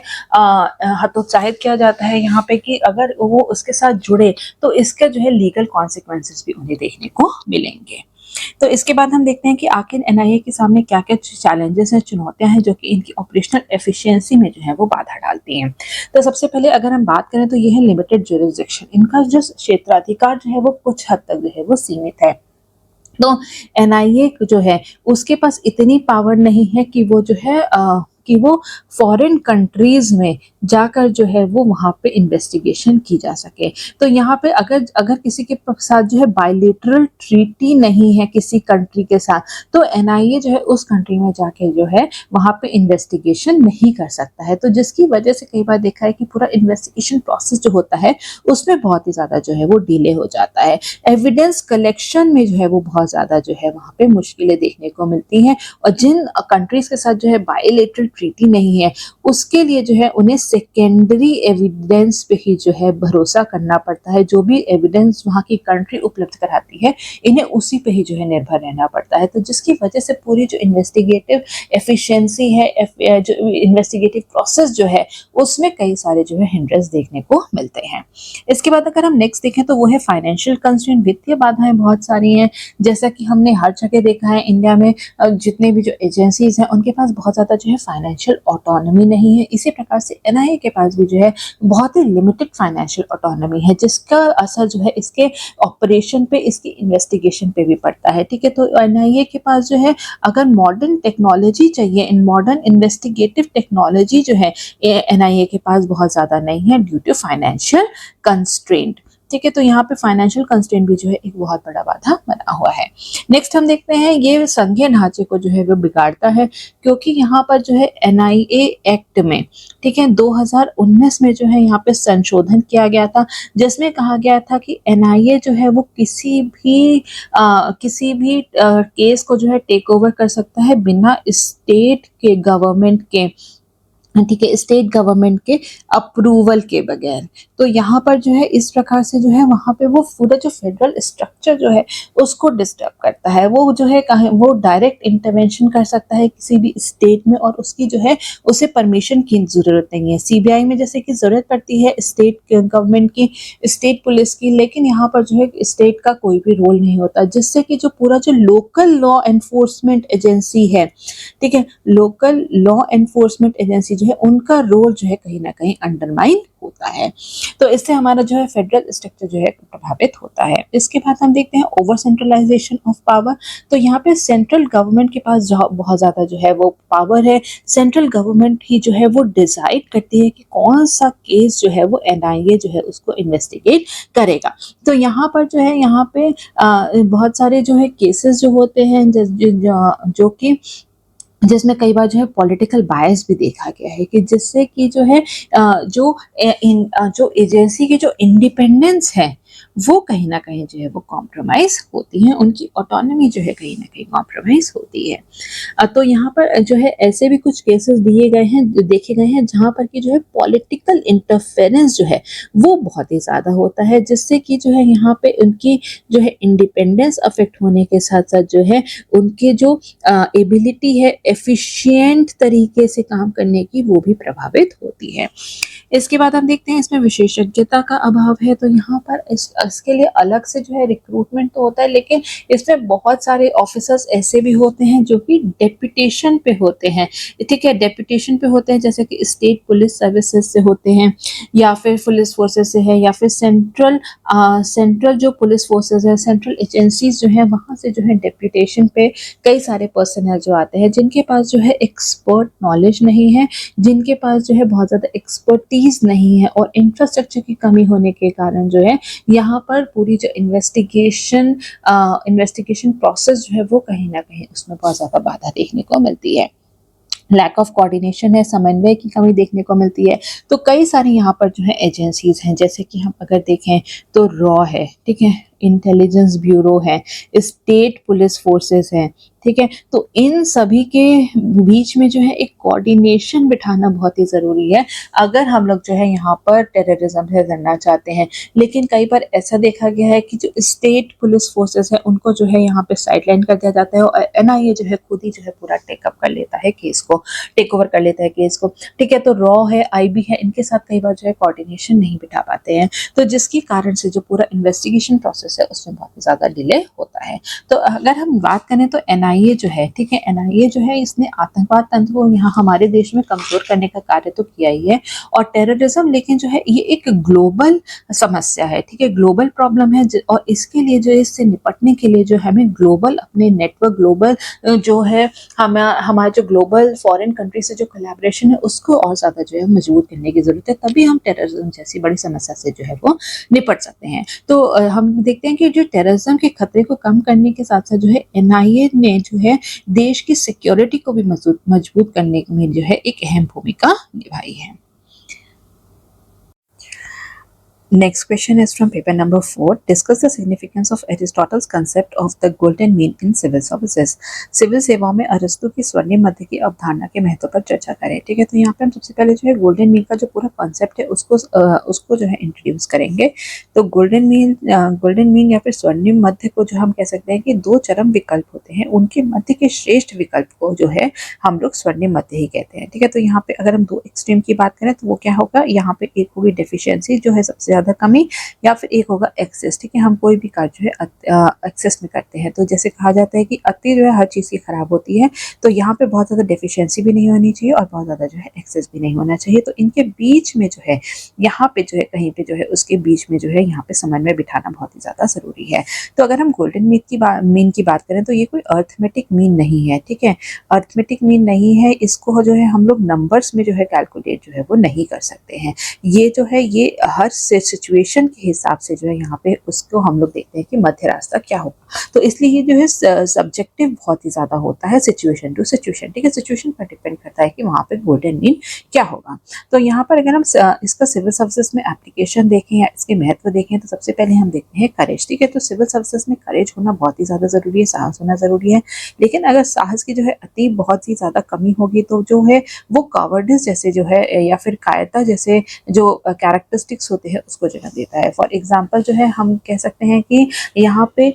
पब्लिक क्रिटिसिज्म या फिर पॉलिटिकल बैकलैश के डर से जो है कोई सिविल सर्वेंट जो है वो काम जो है वो बिल्कुल कर ही नहीं रहा है। ठीक है, तो ये वो उसकी कायरता हो गई। या फिर एक्सेस अगर हम बात करें तो वो होता है रैशनेस या फिर उतावलापन। तो यहाँ पर जो है यहाँ पे जो सिविल सर्वेंट्स जो होते हैं वो कई बार जो है हेस्ट में डिसीजन ले लेते हैं, जबकि उनके पास जो है वो प्रॉपर जो है इन्वेस्टिगेशन नहीं करते। ठीक है, उनके पास प्रॉपर जो है एविडेंसेस नहीं होते और जो है हेस्ट में कोई भी डिसीजन जो है वो ले लेते हैं। फॉर एग्जांपल अगर हम देखें तो जो है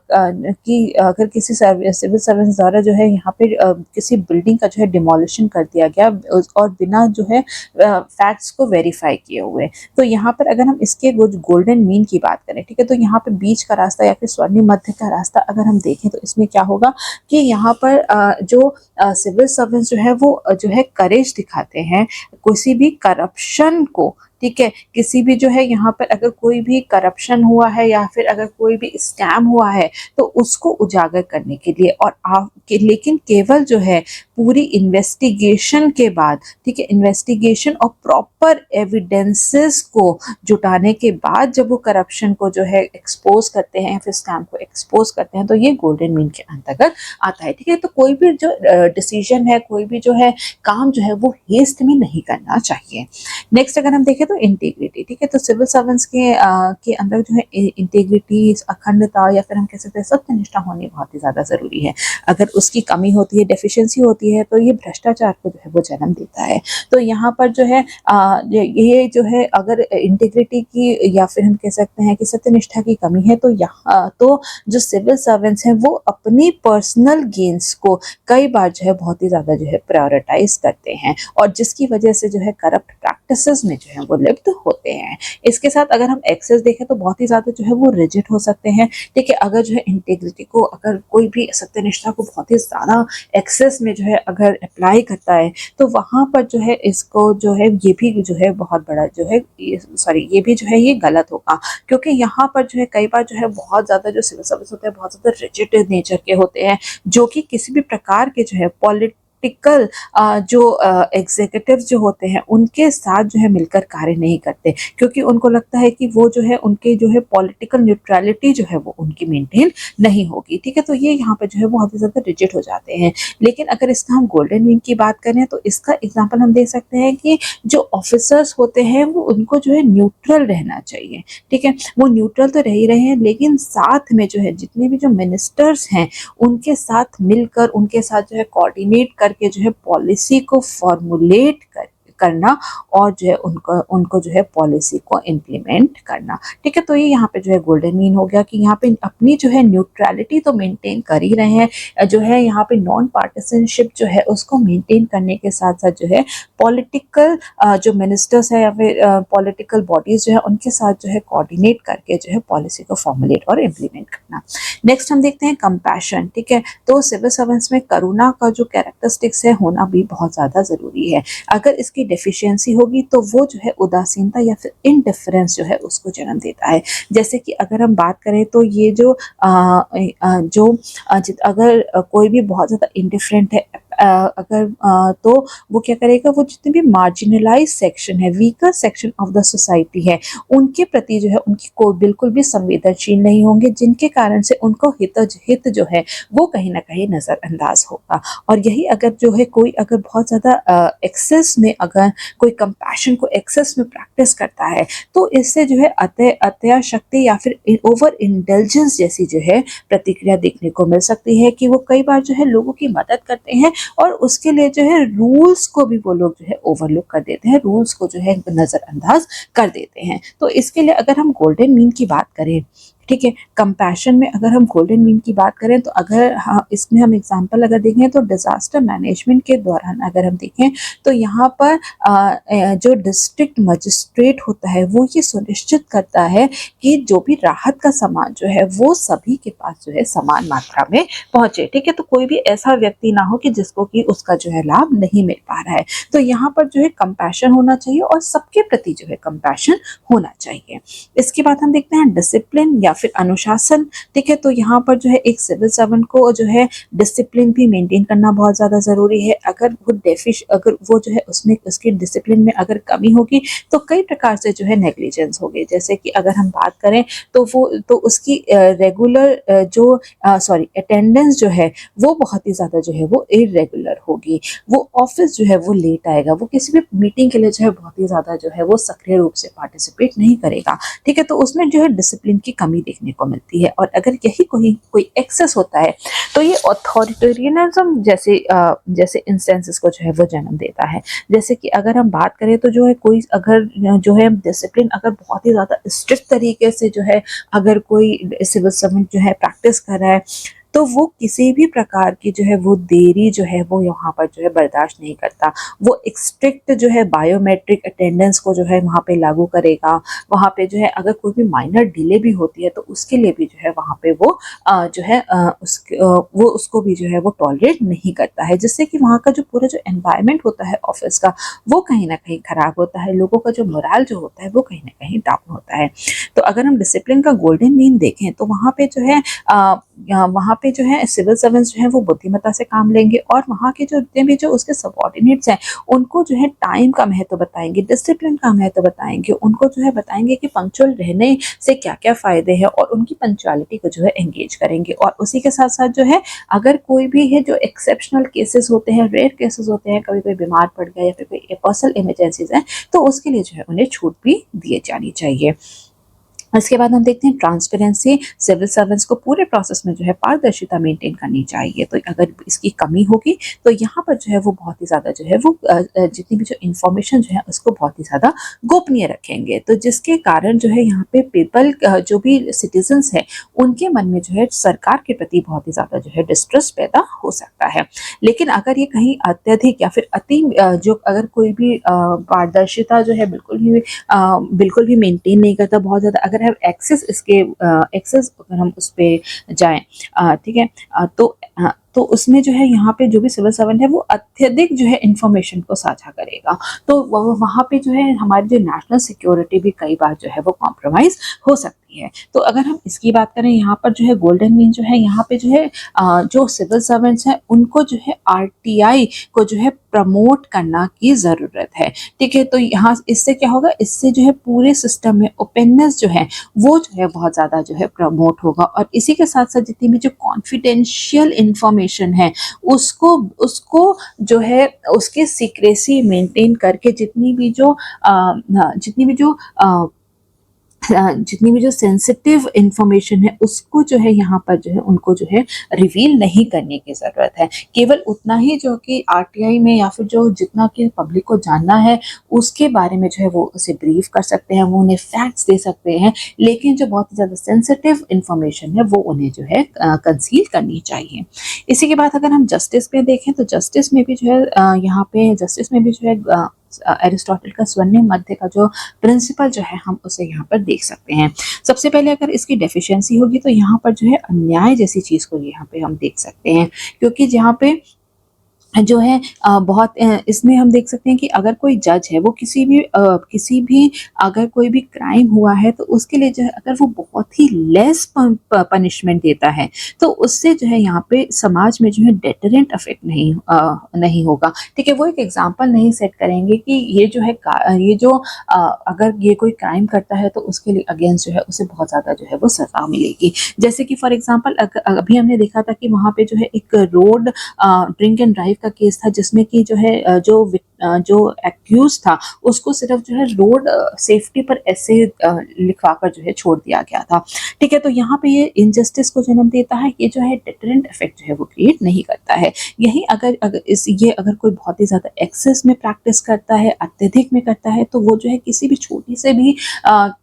भी क्राइम के लिए जो है बहुत ज़्यादा जो है वो कठोर सजा दे सकता है। तो यहाँ पे जो है वो जो भी क्राइम के प्रपोर्शनेट में जो है वो जो है सजा नहीं होती है। ठीक है, तो यहाँ पर जो है अत्यधिक अवय होगा। तो अगर हम इसकी यहाँ पे गोल्डन मीन की बात करें तो वहाँ पर जो है जो भी लॉ को एकदम अच्छे से जो है समझ के उसको जो है उसके लेटर एंड स्पिरिट को कंसिडर करने के बाद ही जो है वो पनिशमेंट जो है वो सुनानी चाहिए किसी भी क्राइम के लिए। इसके लिए अगर हम एग्जाम्पल देखें तो जो निर्भया केस हुआ था, ठीक है, निर्भया केस था, उसमें जो है एक जुवेनाइल भी था। तो उस जुवेनाइल के जो है यहाँ पर जो वहाँ के जो जजेस थे उन्होंने जो है उन जजेस ने जो है उसको जो है एक जुवेनाइल की तरह ही जो है वो कंसिडर किया था और वहाँ पे जो है उसकी जो है सजा जो है वो उसी प्रपोर्शन में जो है वो सुनाई गई थी और साथ ही साथ उन्होंने जो है इसमें जो है लेजिस्लेटिव रिफॉर्म्स के लिए भी जो है रिकमेंडेशन दी थी कि इस तरीके के केस में जो है हमें जो है रिफॉर्म्स लाने की ज़रूरत है। तो कि अगर क्राइम बहुत ही हीनस है तो उसके लिए जो है यहाँ पे लेजिस्लेटिव रिफॉर्म्स हमें लाने की ज़रूरत है। तो यहाँ पर ये जो जजेस थे उन्होंने जो एग्जिस्टिंग लॉज जो थे उसकी तो रेस्पेक्ट की ही थी और साथ साथ जो है इसके रिफॉर्म की भी बात की थी ताकि आने वाले किसी भी समय में अगर कोई भी ऐसा हीनस क्राइम करता है तो उसको जो है वहाँ पे सजा दी जा सके। तो वहाँ पे जो है लीगल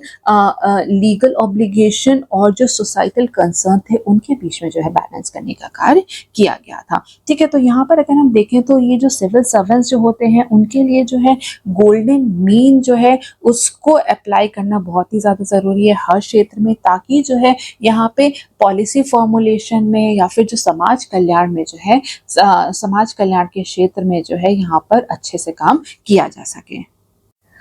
तो ये जो गोल्डन मीन का जो सिद्धांत है इसका जो है सिविल सर्वेंट्स जो है व्यापक रूप से जो है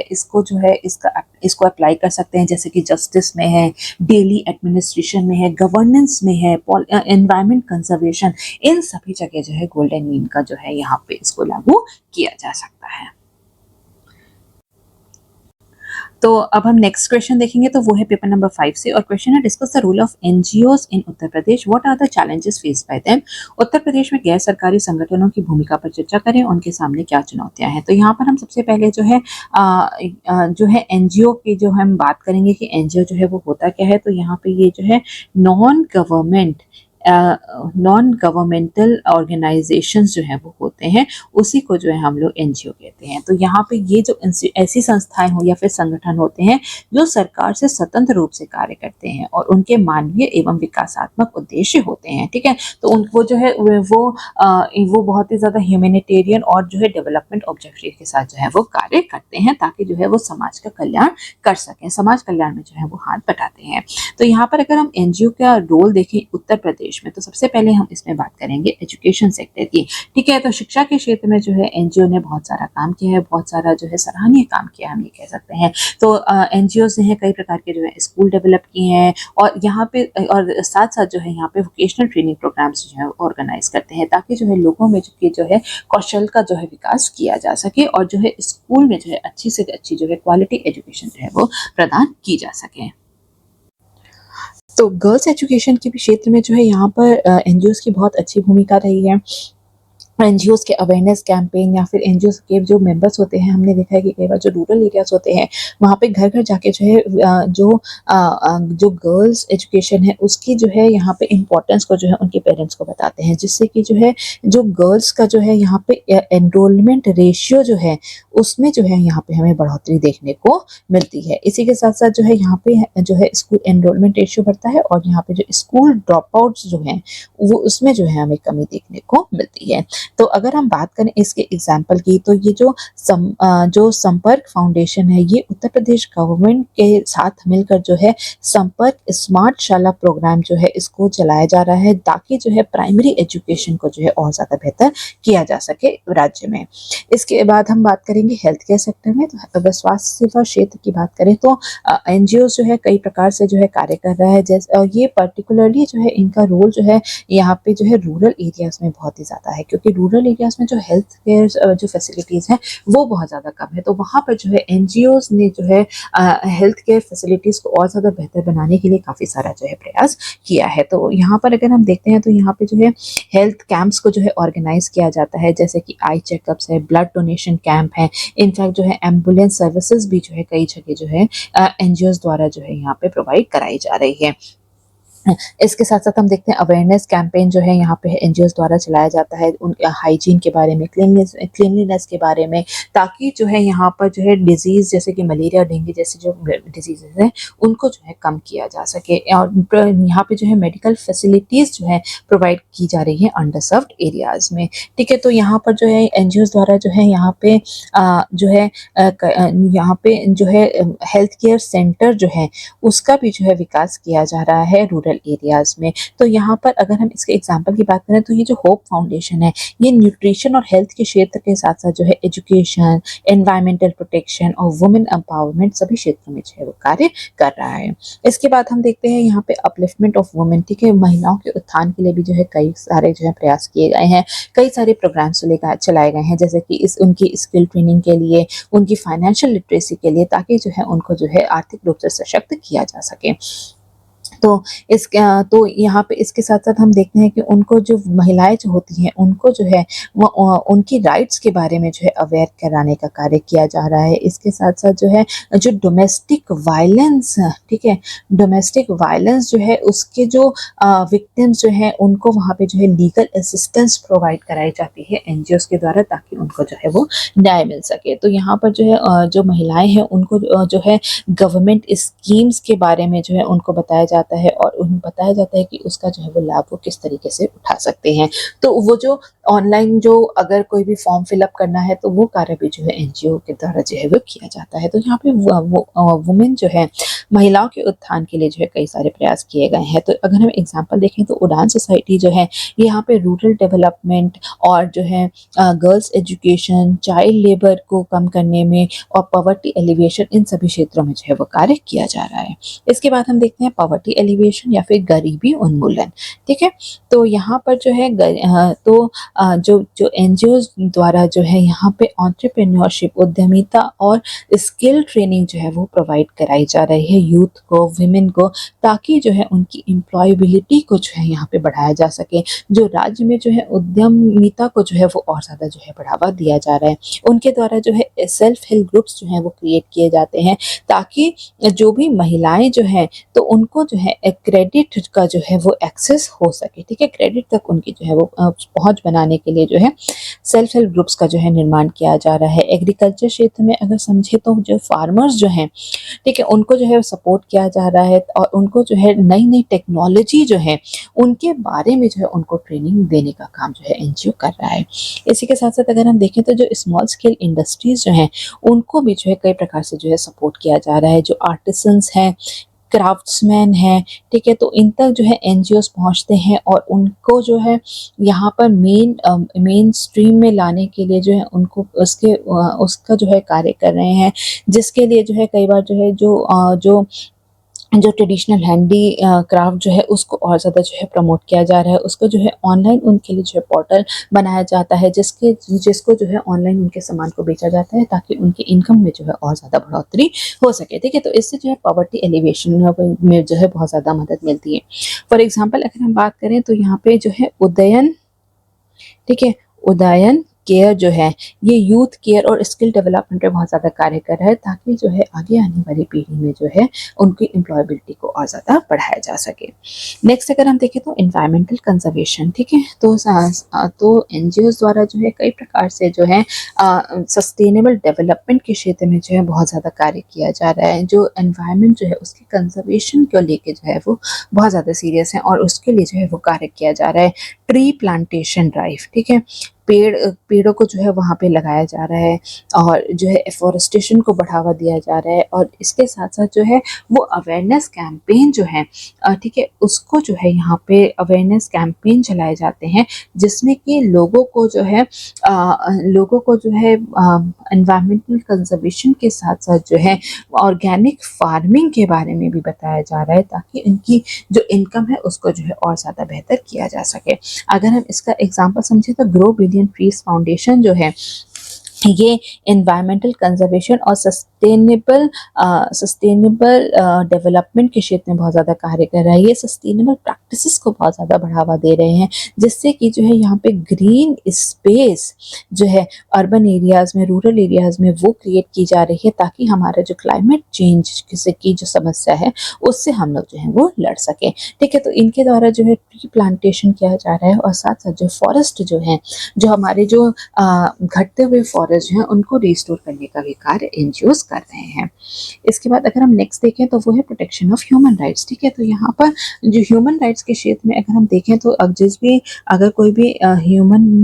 भी व्यक्ति है, अगर उसकी राइट्स का उल्लंघन हो रहा है तो उसके लिए जो है उन्हें लीगल असिस्टेंस दी जाती है। मेनली जो है मार्जिनलाइज्ड कम्युनिटी जो है, जिनके पास बहुत ज़्यादा जो है साधन नहीं होते, संसाधन नहीं होते, उनको जो है फ्री में जो है लीगल असिस्टेंस प्रोवाइड कराई जाती है। ठीक है, जैसे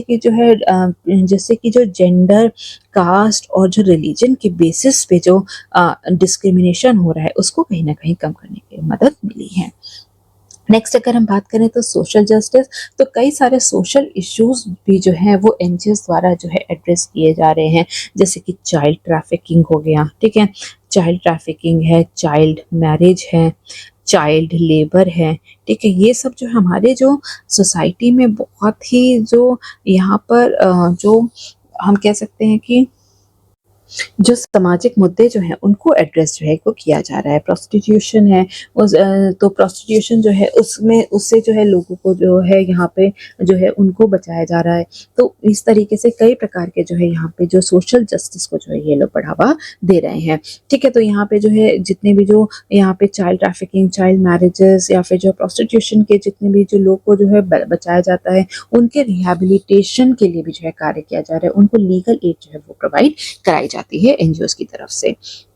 इसके बाद हम देखते हैं कम्युनिटी सर्विस जो है वो प्रोवाइड कराई जा रही है। ठीक है, सामुदायिक सेवा कई प्रकार से जो है एनजीओ द्वारा दी जाती है। जैसे कि अगर हम बात करें तो जो है गवर्नमेंट स्कीम्स जो हैं, ठीक है, गवर्नमेंट स्कीम्स को जो है और ज़्यादा जो है इफेक्टिव इम्प्लीमेंटेशन में जो है एनजीओज का बहुत बड़ा जो है वो रोल है। रूरल एरियाज में जहाँ पे कि लोगों में बहुत ज़्यादा साक्षरता नहीं है, विमेन जो है वो बहुत ज़्यादा जो है टेक्नोलॉजी से जो है यहाँ पे टेक्नोलॉजी से जो है उनको बहुत ज़्यादा जो है वो उसमें लिटरेट नहीं है, तो उस वहाँ पे जो है उनकी मदद जो है एनजीओ द्वारा जो है वो की जाती है, ताकि उनको भी जो है सरकार के द्वारा जितनी भी योजनाएं चलाई जा रही हैं उनका बेनिफिट जो है वो मिल सके। इसी के साथ साथ जो marginalise section of the society है, अगर वो किसी भी तरीके से जो है कमज़ोर हो रहा है, तो उनकी तो ये जो एनजीओ द्वारा जो है पॉलिसी रिफॉर्म्स की भी जो है डिमांड रखी जाती है। तो यहाँ पे हम देखते हैं कि यहाँ जो एनजीओज जो हैं उनका बड़ा सारा रोल है एजुकेशन तक पहुँच बढ़ाने में लोगों की, और हेल्थ केयर सर्विसेज तक जो है पहुँच बढ़ाने में, लोगों की आय के स्रोतों को बढ़ाने में जो है एनजीओ द्वारा जो है मदद की जा रही है। लोगों को उनको अधिकार के बारे में, ठीक है, उनके जो राइट्स के प्रति जागरूक करके उनके जीवन की गुणवत्ता बढ़ाने का जो है एनजीओ द्वारा जो है प्रयास किया जा रहा है। तो यहाँ पर हम देखते हैं कि इसमें क्या क्या चैलेंजेस हैं, क्या क्या चुनौतियाँ हैं। तो सबसे पहले हम देखेंगे फाइनेंशियल इश्यूज या फिर वित्तीय मुद्दे। तो यहाँ पर जो है अक्सर जो एनजीओज जो होते हैं वो गवर्नमेंट फंडिंग पे जो है बहुत ज़्यादा जो है वो डिपेंडेंट होते हैं। ठीक है, फंडिंग के लिए, गवर्नमेंट ग्रांट्स के लिए जो है यहाँ पे बहुत ज़्यादा डिपेंडेंट होते हैं, और जो कई बार जो है उसमें जो है इनकन्सिस्टेंसी जो है वो देखी जाती है। तो यहाँ पर जो है एनजीओज की जो है बहुत ज़्यादा जो है कई बार देखा है सस्टेनेबल नहीं होते हैं। ठीक है, तो कुछ वक्त तो कार्य करते हैं, फिर उसके बाद फंड की कमी होने के कारण जो है वो बंद हो जाते हैं। ठीक है, तो सस्टेनेबल फंडिंग जो है एक बहुत ही बड़ा जो है मुद्दा बना हुआ है। नेक्स्ट अगर हम देखें तो वह है कि प्रयासों का जो है ओवरलैपिंग हो रहा है। तो यहाँ पे जो है कई सारे एनजीओज हैं जो कि एक ही दिशा में जो है वो कार्य कर रहे हैं। ठीक है, एक ही सेक्टर के लिए जो है वो कार्य कर रहे हैं, जिसके लिए जो है उनके जो एफर्ट्स जो हैं वो कहीं ना कहीं ओवरलैप हो रहे हैं, और उनके द्वारा जो है यहाँ पे जो अदर जो बहुत अहम मुद्दे जो हैं उसको इग्नोर किया जा रहा है। जो अदर रीजन्स जहाँ पे जो है डेवलप विकास किया जा सकता है उसको जो है वो कहीं ना कहीं नज़रअंदाज होते हैं। जटिल विनियामक ढांचा है, ठीक है, तो कॉम्प्लेक्स रेगुलेटरी फ्रेमवर्क के कारण जो है कई प्रकार के जो है यहाँ पे कई प्रकार के जो है रिक्वायरमेंट्स होते हैं जो कि पूरे प्रोसेस में जो है बहुत ही ज़्यादा देरी करते हैं। ठीक है, जिसके कारण जो है यहाँ पे गवर्नमेंट एड से, ठीक है, गवर्नमेंट एड तक जो है उनके पहुंचने में काफ़ी ज़्यादा जो है वो डिले हो जाता है, जिसके कारण जो है एनजीओज की एफिशिएंसी जो है वो बहुत ज़्यादा कम हो जाती है। इसके साथ साथ जो है ट्रांसपेरेंसी, पारदर्शिता जो है एक बहुत बड़ा मुद्दा बना हुआ है। जो एनजीओज जो है वहाँ पर अक्सर जो है यहाँ पे उन पर जो है उनको जो है एक्यूज़ किया जाता है कि उनके द्वारा जो है पूरी तरीके से ट्रांसपेरेंसी जो है वो मेंटेन नहीं की गई है। जितने भी जो फंड्स जो हैं उसको जो है मिसयूज़ किया जा रहा है। ठीक है, तो लार्ज नंबर ऑफ एनजीओज जो है वो कई बार जो है वो जो है फाइनेंशियल एनुअल स्टेटमेंट्स जो है उसको फाइल नहीं करते हैं, जिससे कि वह जनता में जो है उनके प्रति जो है विश्वास जो है वो डेवलप नहीं हो पा रहा है। इसके बाद हम देखते हैं बड़ी संख्याओं में एनजीओ है, ये उत्तर प्रदेश में जो है बहुत बड़ी संख्याओं में एनजीओ जो हैं वो काम कर रहे हैं, जो कि गवर्नमेंट ग्रांट्स पे जो है बहुत ज़्यादा डिपेंडेंट है। तो उसमें तो इतने सारे जो एनजीओज हैं उनमें आपस में जो है बहुत ज़्यादा जो है कंपटीशन देखा गया है, जिसके कारण जो है वहाँ पे जो है उनकी फंडिंग पे जो है बहुत ज़्यादा असर पड़ता है, क्योंकि गवर्नमेंट के पास भी जो है एक लिमिटेड रिसोर्सेज हैं। तो इतने ज़्यादा जो एनजीओज जो हैं उनको जो है वहाँ पे उन सभी के जो है फंड्स की डिमांड को पूरा करना जो है बहुत ही ज़्यादा मुश्किल है। इसके बाद हम देखते हैं पुअर कोऑर्डिनेशन, खराब समन्वय। ठीक है, तो यहाँ पे जो है जो एनजीओज द्वारा जो है कई बार देखा गया कि गवर्नमेंट एजेंसीज के द्वारा जो है उनका कोऑर्डिनेशन जो है वो बहुत अच्छा नहीं होता, जिसके कारण से जो है वहाँ पे जो एफर्ट्स जो होते हैं, ठीक है। जो एफर्ट्स जो होते हैं वो हमने देखा कि वो डुप्लीकेट होता है, क्योंकि जो है कई सारे जो एनजीओज हैं वो एक ही दिशा में कार्य कर रहे हैं, और फिर जो एनजीओ जो रजिस्टर होते हैं, ठीक है, तो वहाँ पर जो है एजेंसीज उन्हें नहीं बताती कि इस क्षेत्र में जो है ऑलरेडी कई सारे एनजीओ जो हैं वो काम कर रहे हैं। तो पुअर कोऑर्डिनेशन के कारण जो है यहाँ पर बहुत सारे जो है डुप्लीकेशन ऑफ एफर्ट्स देखने को मिलते हैं, और जो रिसोर्सेज जो होते हैं उनका भी जो है इनएफिशिएंट तरीके से यूज़ होता है, क्योंकि यहाँ पे कई सारे जो है जो एनजीओ जो है वो एक ही दिशा में कार्य कर रहे हैं, तो उसमें ज़्यादा रिसोर्सेज भी जो है वो यूज़ हो रही हैं, तो वो कहीं ना कहीं बहुत ही ज़्यादा जो है उसमें भी दिक्कतें आती हैं। इसके बाद हम देखते हैं पॉलिटिकल इंटरफेरेंस, राजनीतिक हस्तक्षेप। तो जो भी जो एनजीओ जो है वो कई बार देखते हैं कि उसमें उनके जो कार्य में जो है वहाँ के जो लोकल लीडर्स जो होते हैं उनका हस्तक्षेप जो है बहुत ही ज़्यादा जो है वो होता है, तो जिससे कि जो है वहाँ पर जो एनजीओ जो हैं उनकी कार्य करने की क्षमता जो है वो प्रभावित होती है। इसके बाद हम देखते हैं सुरक्षा समस्याएं, ठीक है, सिक्योरिटी इश्यूज भी इसमें बहुत ही ज़्यादा है। कई बार कई जो है हमने ऐसे इंस्टेंसेस भी देखे हैं जिसमें कि जो एनजीओ द्वारा जो है वो फॉरेन फंड्स को जो है वो वहाँ पे फॉरेन फंडिंग उनको जो है फॉरेन से फंडिंग मिलती है, ठीक है। तो यहाँ पर जो है वो उसमें जो है कई बार ऐसा भी देखा गया है कि वो जो है किसी पॉलिटिकल एजेंडा को, ठीक है, प्रमोट करने के लिए जो है वो कार्य कर रहे हैं, और यहाँ पर जो कि हमारे नेशनल इंटरेस्ट, हमारी नेशनल सिक्योरिटी के लिए जो है वो हार्मफुल हो सकते हैं। तो यहाँ पर हम देखते हैं कि जो एनजीओ जो है उनका जो है उत्तर प्रदेश के डेवलपमेंट में बहुत बड़ा रोल है, जैसे कि हमने देखा कि हेल्थ केयर सर्विसेज में, एजुकेशन सेक्टर में, और सोशल सर्विसेज के साथ साथ जो है आर्थिक रूप से सशक्त करने में भी लोगों को एनजीओ जो है वो अहम भूमिका निभा रहा है। इसके बाद हम लोग देखेंगे नेक्स्ट क्वेश्चन, जो कि है पेपर नंबर 6 से, और क्वेश्चन है what are the causes of air pollution in Uttar Pradesh, highlight the steps taken by the state government to address the problem. Uttar Pradesh में वायु प्रदूषण के क्या कारण है, समस्या के समाधान के लिए राज्य सरकार द्वारा उठाए गए कदमों पर प्रकाश डालें।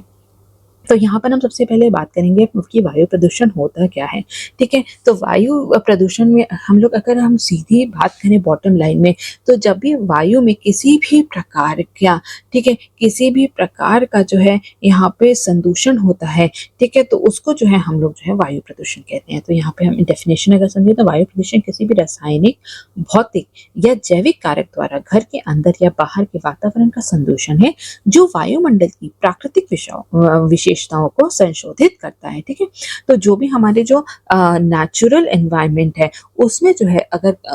है अगर हम लोग नकारात्मक प्रभाव देखते हैं, किसी भी प्रकार का कंटामिनेशन देखते हैं, तो उसको हम लोग वायु प्रदूषण का नाम देते हैं। तो यहाँ पर अगर हम देखें तो कि उत्तर प्रदेश में एयर पोल्यूशन के क्या क्या कॉजेज हैं, क्या क्या कारण है, तो सबसे पहले हम देखेंगे इसमें इंडस्ट्रियल एक्टिविटीज, ठीक है, औद्योगिक गतिविधियों के कारण जो है यहाँ पे एयर पोल्यूशन जो है उत्तर प्रदेश में बहुत ज्यादा हो रहा है। तो अगर हम बात करें उत्तर प्रदेश की, तो उत्तर प्रदेश में 50,000 से भी ज़्यादा जो है इंडस्ट्रियल यूनिट्स जो है मौजूद हैं, ठीक है, और इसके साथ साथ जो है यहाँ पर 18 थर्मल बेस्ड पावर प्लांट्स जो है वो भी जो है यहाँ पर मौजूद हैं, ठीक है। तो जिनसे जो है यहाँ पे जो है कई सारे जो है प्रदूषित सब्सटेंसेस जो है वो वातावरण में रिलीज होते हैं, जैसे कि पार्टिकुलेट मैटर हो गया, सल्फर डाइऑक्साइड हो गया, नाइट्रोजन ऑक्साइड हो गया। इसी के साथ साथ जो है यहाँ पे कई जो है यूपी में कई सारी फैक्ट्रीज हैं, केमिकल फैक्ट्रीज हैं, फर्टिलाइजर फैक्ट्रीज है, शुगर मिल्स जो है, ये सभी जो है वातावरण को प्रदूषित करते हैं। इसके बाद अगर हम ट्रांसपोर्टेशन देखें, परिवहन देखें, तो यहाँ पर जो है अर्बनाइजेशन जो है वो बहुत ज़्यादा तेजी से बढ़ रहा है उत्तर प्रदेश में, जिसके कारण जो है यहाँ पे नंबर ऑफ व्हीकल्स में भी जो है बढ़ोतरी हमें देखने को मिल रही है। कार्स हैं, बाइक्स हैं, टू व्हीलर्स हैं, ट्रक्स हैं, ठीक है, ये जो है ये अब हमें ज़्यादा सड़क पर देखने को मिल रहे हैं, जिसके कारण से जो है हमारा एयर जो है बहुत ज़्यादा पोल्यूट हो रहा है। तो अगर हम आंकड़ों की माने तो जो है 30%, ठीक है, 30% जो पार्टिकुलेट मैटर 2.5 है वो जो है वेहिकुलर एमिशन के द्वारा ही जो है वो होता है, ठीक है। तो जो है बढ़ते जो है हमारे जो व्हीकल्स हैं, रजिस्टर्ड व्हीकल्स जो है उनके नंबर्स बढ़ रहे हैं, जिसके कारण भी जो है एयर पोल्यूशन जो है वो बहुत ज़्यादा बढ़ रहा है। तो यहाँ पर हम देखते हैं कि जो उत्तर प्रदेश में जो है पब्लिक ट्रांसपोर्ट नेटवर्क जो है वो बहुत ही ज़्यादा जो है वो रोबस्ट नहीं है, बहुत ही ज़्यादा जो है वो मजबूत नहीं है, जिसके कारण से जो प्राइवेट जो प्राइवेट व्हीकल्स जो हैं उनमें जो है बहुत ही ज़्यादा बढ़ोतरी हो रही है, जिसके कारण जो है एयर पोल्यूशन जो है वो बढ़ रहा है। इसके साथ-साथ हम देखते हैं कि बहुत सारे ऐसे व्हीकल्स भी हैं जो 10 साल से पुराने हैं, ठीक है? तो जो एजिंग व्हीकल्स जो हैं वो भी जो है काफ़ी ज़्यादा जो है एयर पोल्यूशन में कंट्रीब्यूट करते हैं। नेक्स्ट हम देखते हैं निर्माण और विध्वंस गतिविधियाँ, ठीक है? तो यहाँ पर जो है कई प्रकार के जो है infrastructure project, metro rail project जो है वो लगाए जा रहे हैं, जिससे कि काफ़ी सारी जो है वो धूल वगैरह उड़ती है। इसके कारण से भी जो है एयर पोल्यूशन बहुत ही ज़्यादा जो है वो बढ़ रहा है। तो अगर हम देखें तो यहाँ पर जो है कि जो भी एग्जिस्टिंग स्ट्रक्चर जो है उसको तोड़कर जो है यहाँ पे नया निर्माण किया जाता है। तो इससे क्या होता है, इससे वातावरण में जो पार्टिकुलेट मैटर 2.5 और PM10 जो है वो बहुत ही ज़्यादा जो है वो बढ़ जा रहा है। नेक्स्ट हम देखते हैं बर्निंग ऑफ फार्म वेस्ट, कृषि अपशिष्ट को जलाना। तो उत्तर प्रदेश के जो आसपास के जो राज्य हैं जैसे कि पंजाब है, हरियाणा है, वहाँ पर जी के कटाई के बाद जो भी फार्म रेसिड्यू या फिर क्रॉप रेसिड्यू जो बच जाता है उसको जो है जलाया जाता है, जिसको कि हम लोग स्टबल बर्निंग भी कहते हैं। जिसके कारण जो है यहाँ पर जो है अगर हम देखें तो अक्टूबर नवंबर में जो है उत्तर प्रदेश में जो है स्मॉग जैसी स्थिति जो है वो पैदा हो जाती है, जो पोल्यूशन जो है वो बहुत ज़्यादा जो है वो बढ़ जाता है। ठीक है, तो यहाँ पे इसमें अगर हम देखें तो स्टबल बर्निंग के कारण जो है वातावरण में PM2.5 का स्तर जो है वो बहुत ज़्यादा बढ़ जाता है। डोमेस्टिक पॉल्यूशन, घरेलू प्रदूषण भी एक कारण है, क्योंकि यहाँ पर हम देखते हैं अगर NFHS 5 की बात करें तो केवल 49% ऑफ द हाउस होल्ड ऐसे हैं उत्तर प्रदेश में जो कि क्लीन कुकिंग फ्यूल का जो है इस्तेमाल करते हैं। यही अगर हम अर्बन एरियाज में बात करें तो 88.3% हाउस होल्ड जो है वो क्लीन कुकिंग फ्यूल को इस्तेमाल कर रहे हैं, लेकिन रूरल एरियाज में जो है ये आंकड़े बहुत अच्छे नहीं है, केवल 36.2% हाउस होल्ड जो है वो क्लीन कुकिंग फ्यूल का जो है वो इस्तेमाल कर रहे हैं। तो इसलिए जो है वो लोग लकड़ी को जलाते हैं, कोयले पर जो है वो खाना बनाते हैं, बायोमास का जो है इस्तेमाल किया जाता है, जिसके कारण जो है यहाँ पर हमारा एयर पोल्यूशन जो है वो बढ़ रहा है। इसके साथ साथ जो है यहाँ पर अगर हम देखें तो लोगों द्वारा जो है सर्दियों में जो है लकड़ी और जो है कोयला जो है वो जलाया जाता है गर्मी के लिए, ठीक है, तो वहाँ पे तापने के लिए जो है लकड़ी और कोयले को जलाया जाता है, जिसके कारण भी जो है वायु प्रदूषण बढ़ता है। इसके बाद हम देखते हैं शहरी जनसंख्या में जो है बहुत ही ज़्यादा जो है वृद्धि हो रही है। तो यहाँ पर जो है अनप्लान्ड तरीके से जो अर्बन डेवलपमेंट जो है वो किया जा रहा है, इसकी वजह से जो है यहाँ पर बड़ी सारी समस्याएं उत्पन्न हो रही हैं, जैसे कि ट्रांसपोर्टेशन, ठीक है, ट्रांसपोर्टेशन की जो है ये ट्रांसपोर्ट के द्वारा जो भी हमारे जो व्हीकुलर एमिशन है वो बहुत ही ज़्यादा हो रहा है, एनर्जी डिमांड जो है वो बहुत ही ज़्यादा है, जिसके कारण जो है हमारी पॉल्यूशन की जो प्रॉब्लम है वो और ज़्यादा जो है वो खराब हो रही है। इसके बाद हम देखते हैं विद्युत उत्पादन के लिए, ठीक है, तो अगर हम उत्तर प्रदेश की बात करें तो यहाँ पर 18 थर्मल पावर स्टेशन जो है वो थर्मल पावर स्टेशन जो है वो स्थापित किए गए हैं, ताकि जो है उत्तर प्रदेश की जो एनर्जी नीड्स हैं, एनर्जी रिक्वायरमेंट को जो है वो पूरा किया जा सके। तो यहाँ पर जो है जो थर्मल पावर प्लांट्स हैं ये जो राज्य की जो है 60% जो है पावर जनरेशन कैपेसिटी, जो total installed power generation capacity जो है उसमें थर्मल पावर प्लांट्स की जो है 60% की हिस्सेदारी है, और जिसके कारण जो है कई सारे जो है पॉल्यूटेंट्स जो है वो रिलीज होते हैं, जैसे कि PM है, पार्टिकुलेट मैटर है, टॉक्सिक एलिमेंट्स कई सारे जो है वो रिलीज होते हैं, और फ्लाई ऐश जो है वो रिलीज होता है, नाइट्रोजन ऑक्साइड है, सल्फर और कार्बन भी जो है वो यहाँ पर जो है जो एनवायरनमेंट में जो है वो फैलते हैं। इसके बाद हम देखते हैं पावर जनरेशन देखते हैं। इसके बाद हम देखते हैं कुछ और जो है कई कारण है जिसके कारण जो है वायु प्रदूषण बढ़ रहा है, जैसे कि पटाखे को जलाना, ठीक है, तो यहाँ पे पटाखों के जलाने के कारण जो है यहाँ पे वायु प्रदूषण बढ़ रहा है। इसके बाद हम डीजल जनरेटर इकाइयाँ जो हैं उसका काफ़ी इस्तेमाल किया जा रहा है।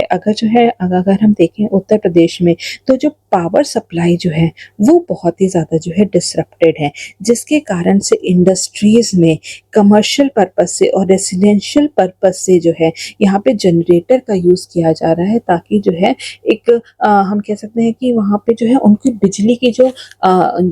जो आपूर्ति है उसको जो है वो पूरा किया जा सके। तो उसके कारण, ठीक है, डीजल यूनिट्स के कारण भी जो है कई सारे जो है पॉल्यूटेंट्स जैसे कि नाइट्रोजन ऑक्साइड है, सल्फर ऑक्साइड है, वो जो है वातावरण में रिलीज होते हैं। इसके बाद हम देखते हैं कोल्ड वेदर। कोल्ड वेदर भी जो है एक कारण है एयर पोल्यूशन का। ठीक है, जब जो है मौसम जो है बहुत ज़्यादा ठंडा हो जाता है तो वहाँ की जो एयर जो होती है वो बहुत ही ज़्यादा जो है वो डेंस हो जाती है, और जिसके कारण जो है वहाँ का जो एयर फ्लो जो है वो कहीं ना कहीं जो स्टैग्नेट हो जाता है, जिसके कारण से जो पार्टिकुलेट मैटर या फिर जो और भी टॉक्सिक सब्सटेंसेस जो हैं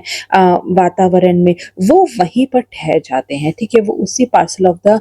एयर में जो है ठहर जाते हैं, जिसके कारण से जो है एयर पोल्यूशन और स्मॉग जैसी समस्या जो है वो उत्पन्न होती हैं। तो यहाँ पर हम देखते हैं कि इसमें गवर्नमेंट ने क्या-क्या इनिशिएटिव्स लिए हैं। सरकारी पहल की बात करें तो सबसे पहले हम देखते हैं कि इलेक्ट्रिक व्हीकल्स को जो है सरकार द्वारा जो है वो बढ़ावा दिया जा रहा है, जिसके लिए जो है कई प्रकार के जो है सब्सिडीज उपलब्ध कराई जा रही हैं। उनकी रजिस्ट्रेशन फीस वगैरह जो है वो माफ की जा रही है। तो यहाँ पे इस तरीके से जो है इलेक्ट्रिक व्हीकल्स को जो है और ज़्यादा जो है बढ़ावा दिया जा रहा है। जैसे कि ट्रांसपोर्टेशन के लिए जो है इलेक्ट्रिक बसेस को भी जो है यहाँ पे सरकार द्वारा जो है वो इंस्टॉल किया गया है। इसके बाद हम देखते हैं क्लीन कुकिंग फ्यूल की तरफ जो है सरकार द्वारा जो है कई प्रयास किया गया है। उज्ज्वला योजना के तहत जो है रूरल हाउस होल्ड में 2 करोड़ जो है फ्री गैस कनेक्शन जो है वो बांटे गए हैं। और इसके साथ ही साथ जो है यहाँ पे जो रूरल कुकिंग की जो रिक्वायरमेंट है उसके लिए जो है बायोगैस प्लांट को भी जो है और ज़्यादा बढ़ावा दिया जा रहा है। नेक्स्ट हम देखते हैं उद्योगों के लिए जो है स्वच्छ ईंधन को जो है बढ़ावा दिया जा रहा है। ठीक है, तो इसके साथ-साथ हम देखें तो यहाँ पर जो रिन्यूएबल एनर्जी जो है उसको और ज़्यादा जो है बढ़ावा दिया जा रहा है। जो हमारे जो कोल बेस्ड पावर प्लांट्स हैं उनको रिप्लेस करने के लिए जो है हाइड्रो, सोलर और विंड एनर्जी प्रोजेक्ट जो है वो स्थापित किए जा रहे हैं। जन जागरूकता अभियान है वो चलाए जा रहे हैं कि जहाँ पे लोगों को जो है एनवायरमेंटल कंजर्वेशन के बारे में बताया जाता है, उनको कार पूलिंग और जो है व्हीकल मेंटेनेंस के एडवांटेजेस के बारे में जो है बताया जाता है। इसी के साथ-साथ हम देखें तो सरकार द्वारा जो है ट्री प्लांटेशन ड्राइव जो है वो चलाई जा रही है। जो है यहाँ पे जो है फॉरेस्ट कवर को बढ़ाया जा रहा है, जिसके कारण जो है यहाँ पे एयर पोल्यूशन को कम करने में जो है वो मदद मिलेगी। तो ठीक है, जैसे अगर हम ट्री प्लांटेशन ड्राइव की अगर हम बात करें तो वन महोत्सव जो है उसके अंतर्गत जो है कई सारे प्लांट्स को जो है वो लगाया जाता है। इसके बाद जो है यहाँ पे हम देखते हैं कि बायो एथेनॉल के यूज़ को जो है वो और ज़्यादा बढ़ावा दिया जा रहा है। इसके बाद अगर हम देखें तो वन क्षेत्र में वृद्धि की जा रही है। जो जैसे अगर हम गाजियाबाद में देखें कि जो कि एक बहुत ही पॉल्यूटेड सिटीज़ में से एक है उत्तर प्रदेश की, तो वहाँ पर जो है यहाँ की जो म्युनिसिपल कॉर्पोरेशन है उन्होंने लक्ष्य रखा है कि 33% जो है पूरे जो क्षेत्र का जो सिटी के क्षेत्र का जो है उसको जो है वहाँ पे जो है फॉरेस्ट कवर या फिर ट्री प्लांटेशन जो है वो किया जाएगा। इसके बाद हम देखते हैं डस्ट सप्रेशन मेजर्स जो हैं वो लिए जा रहे हैं कि जहाँ पे भी कंस्ट्रक्शन साइट्स जो हैं उनको पूरी तरीके से ढक दिया जाएगा, जिससे कि जो पार्टिकुलेट मैटर और डस्ट जो है वो वातावरण में उसको फैलने से रोका जा सके। ठीक है, अगर हम देखें तो यहाँ पे जो ministry of environment forest and climate change जो थी, उन्होंने 2019 में, ठीक है, जनवरी 2019 में नेशनल क्लीन एयर प्रोग्राम जो है उसको लॉन्च किया था, जिसका उद्देश्य था कि जो भी पार्टिकुलेट मैटर 2.5 और पार्टिकुलेट मैटर 10 जो है, ठीक है, उनका जो कॉन्सेंट्रेशन है वातावरण में उसको 20 से 30% तक कम करना 2024 तक। ठीक है, और इसके लिए बेस ईयर उन्होंने जो है इसमें जो है 2017 का रखा था। तो इसके लिए जो है उन्होंने कई प्रकार के जो है मेजर्स की बात की थी, जिसमें से एक था कि यहाँ पे continuous ambient air quality monitoring station को स्थापित करना। तो इसके अंतर्गत पूरे देश में 2024 तक जो है 1000, ठीक है, एयर क्वालिटी मॉनिटरिंग स्टेशन को जो है स्थापित करने की बात की गई थी। तो इसी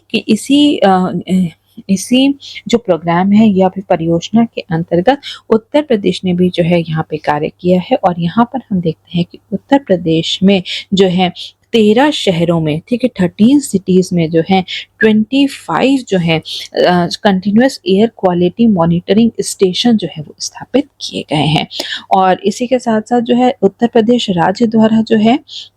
यहाँ पे जो है एक जो उनका जो ड्राइव है Uttar Pradesh clean air programme की, क्लीन एयर मैनेजमेंट प्रोजेक्ट जो है उसके अंतर्गत जो ये जो एयर क्वालिटी मॉनिटरिंग स्टेशंस जो है इसको बढ़ाकर जो है 193 करने का लक्ष्य जो है वो रखा गया है। तो ये जो उत्तर प्रदेश की जो यूपी कैंप जो परियोजना है, Uttar Pradesh clean air management programme, ठीक है, ये जो परियोजना है ये वर्ष 2024 से लेके 24-25 से लेके वर्ष 2029-30 तक जो है ये लागू रहेगी, ये चलेगी। और इसका उद्देश्य है कि जो भी हमारा जो एग्जिस्टिंग बुनियादी ढांचा है उसको जो है और ज़्यादा मजबूत करना, जो रियल टाइम डेटा है उसके कलेक्शन और उसके एनालिसिस को में जो है और ज़्यादा सुधार करना। तो यहाँ पर अगर हम अंत में देखें तो हम यहाँ पे ये देखते हैं कि कि वर्ष 2019 में, ठीक है, उत्तर प्रदेश में एयर क्वालिटी से होने वाली जो मौतें जो थी पूरे देश में वो उत्तर प्रदेश में जो है सबसे ज़्यादा थी। तो यहाँ पर जो है सरकार द्वारा जो है कई सारे कदम लिए गए हैं जिससे कि एयर पोल्यूशन को कम किया जा सकता है। लेकिन ये केवल सरकार की जो है यहाँ पे सरकार की जिम्मेदारी नहीं है, इसके लिए जो है हर सिटीजन्स को जो है वो आगे आना होगा, साथ में काम करना होगा, तभी हम लोग जो है एयर पोल्यूशन को कम कर सकते हैं। इसके लिए अगर हम देखें तो हमारे कॉन्स्टिट्यूशन में भी जो है यहाँ पे बात की गई है। अगर हम हमारा जो संविधान है उसमें आर्टिकल 15A(g) और आर्टिकल 48A में कहा गया है कि सरकार द्वारा, स्टेट द्वारा और हर सिटीजन के द्वारा ये स्टेप लेना ज़रूरी है ताकि हम लोग अपने इन्वायरमेंट को प्रोटेक्ट कर सकें और इम्प्रूव कर सकें। ठीक है, so that is all in this video. Thank you so very much.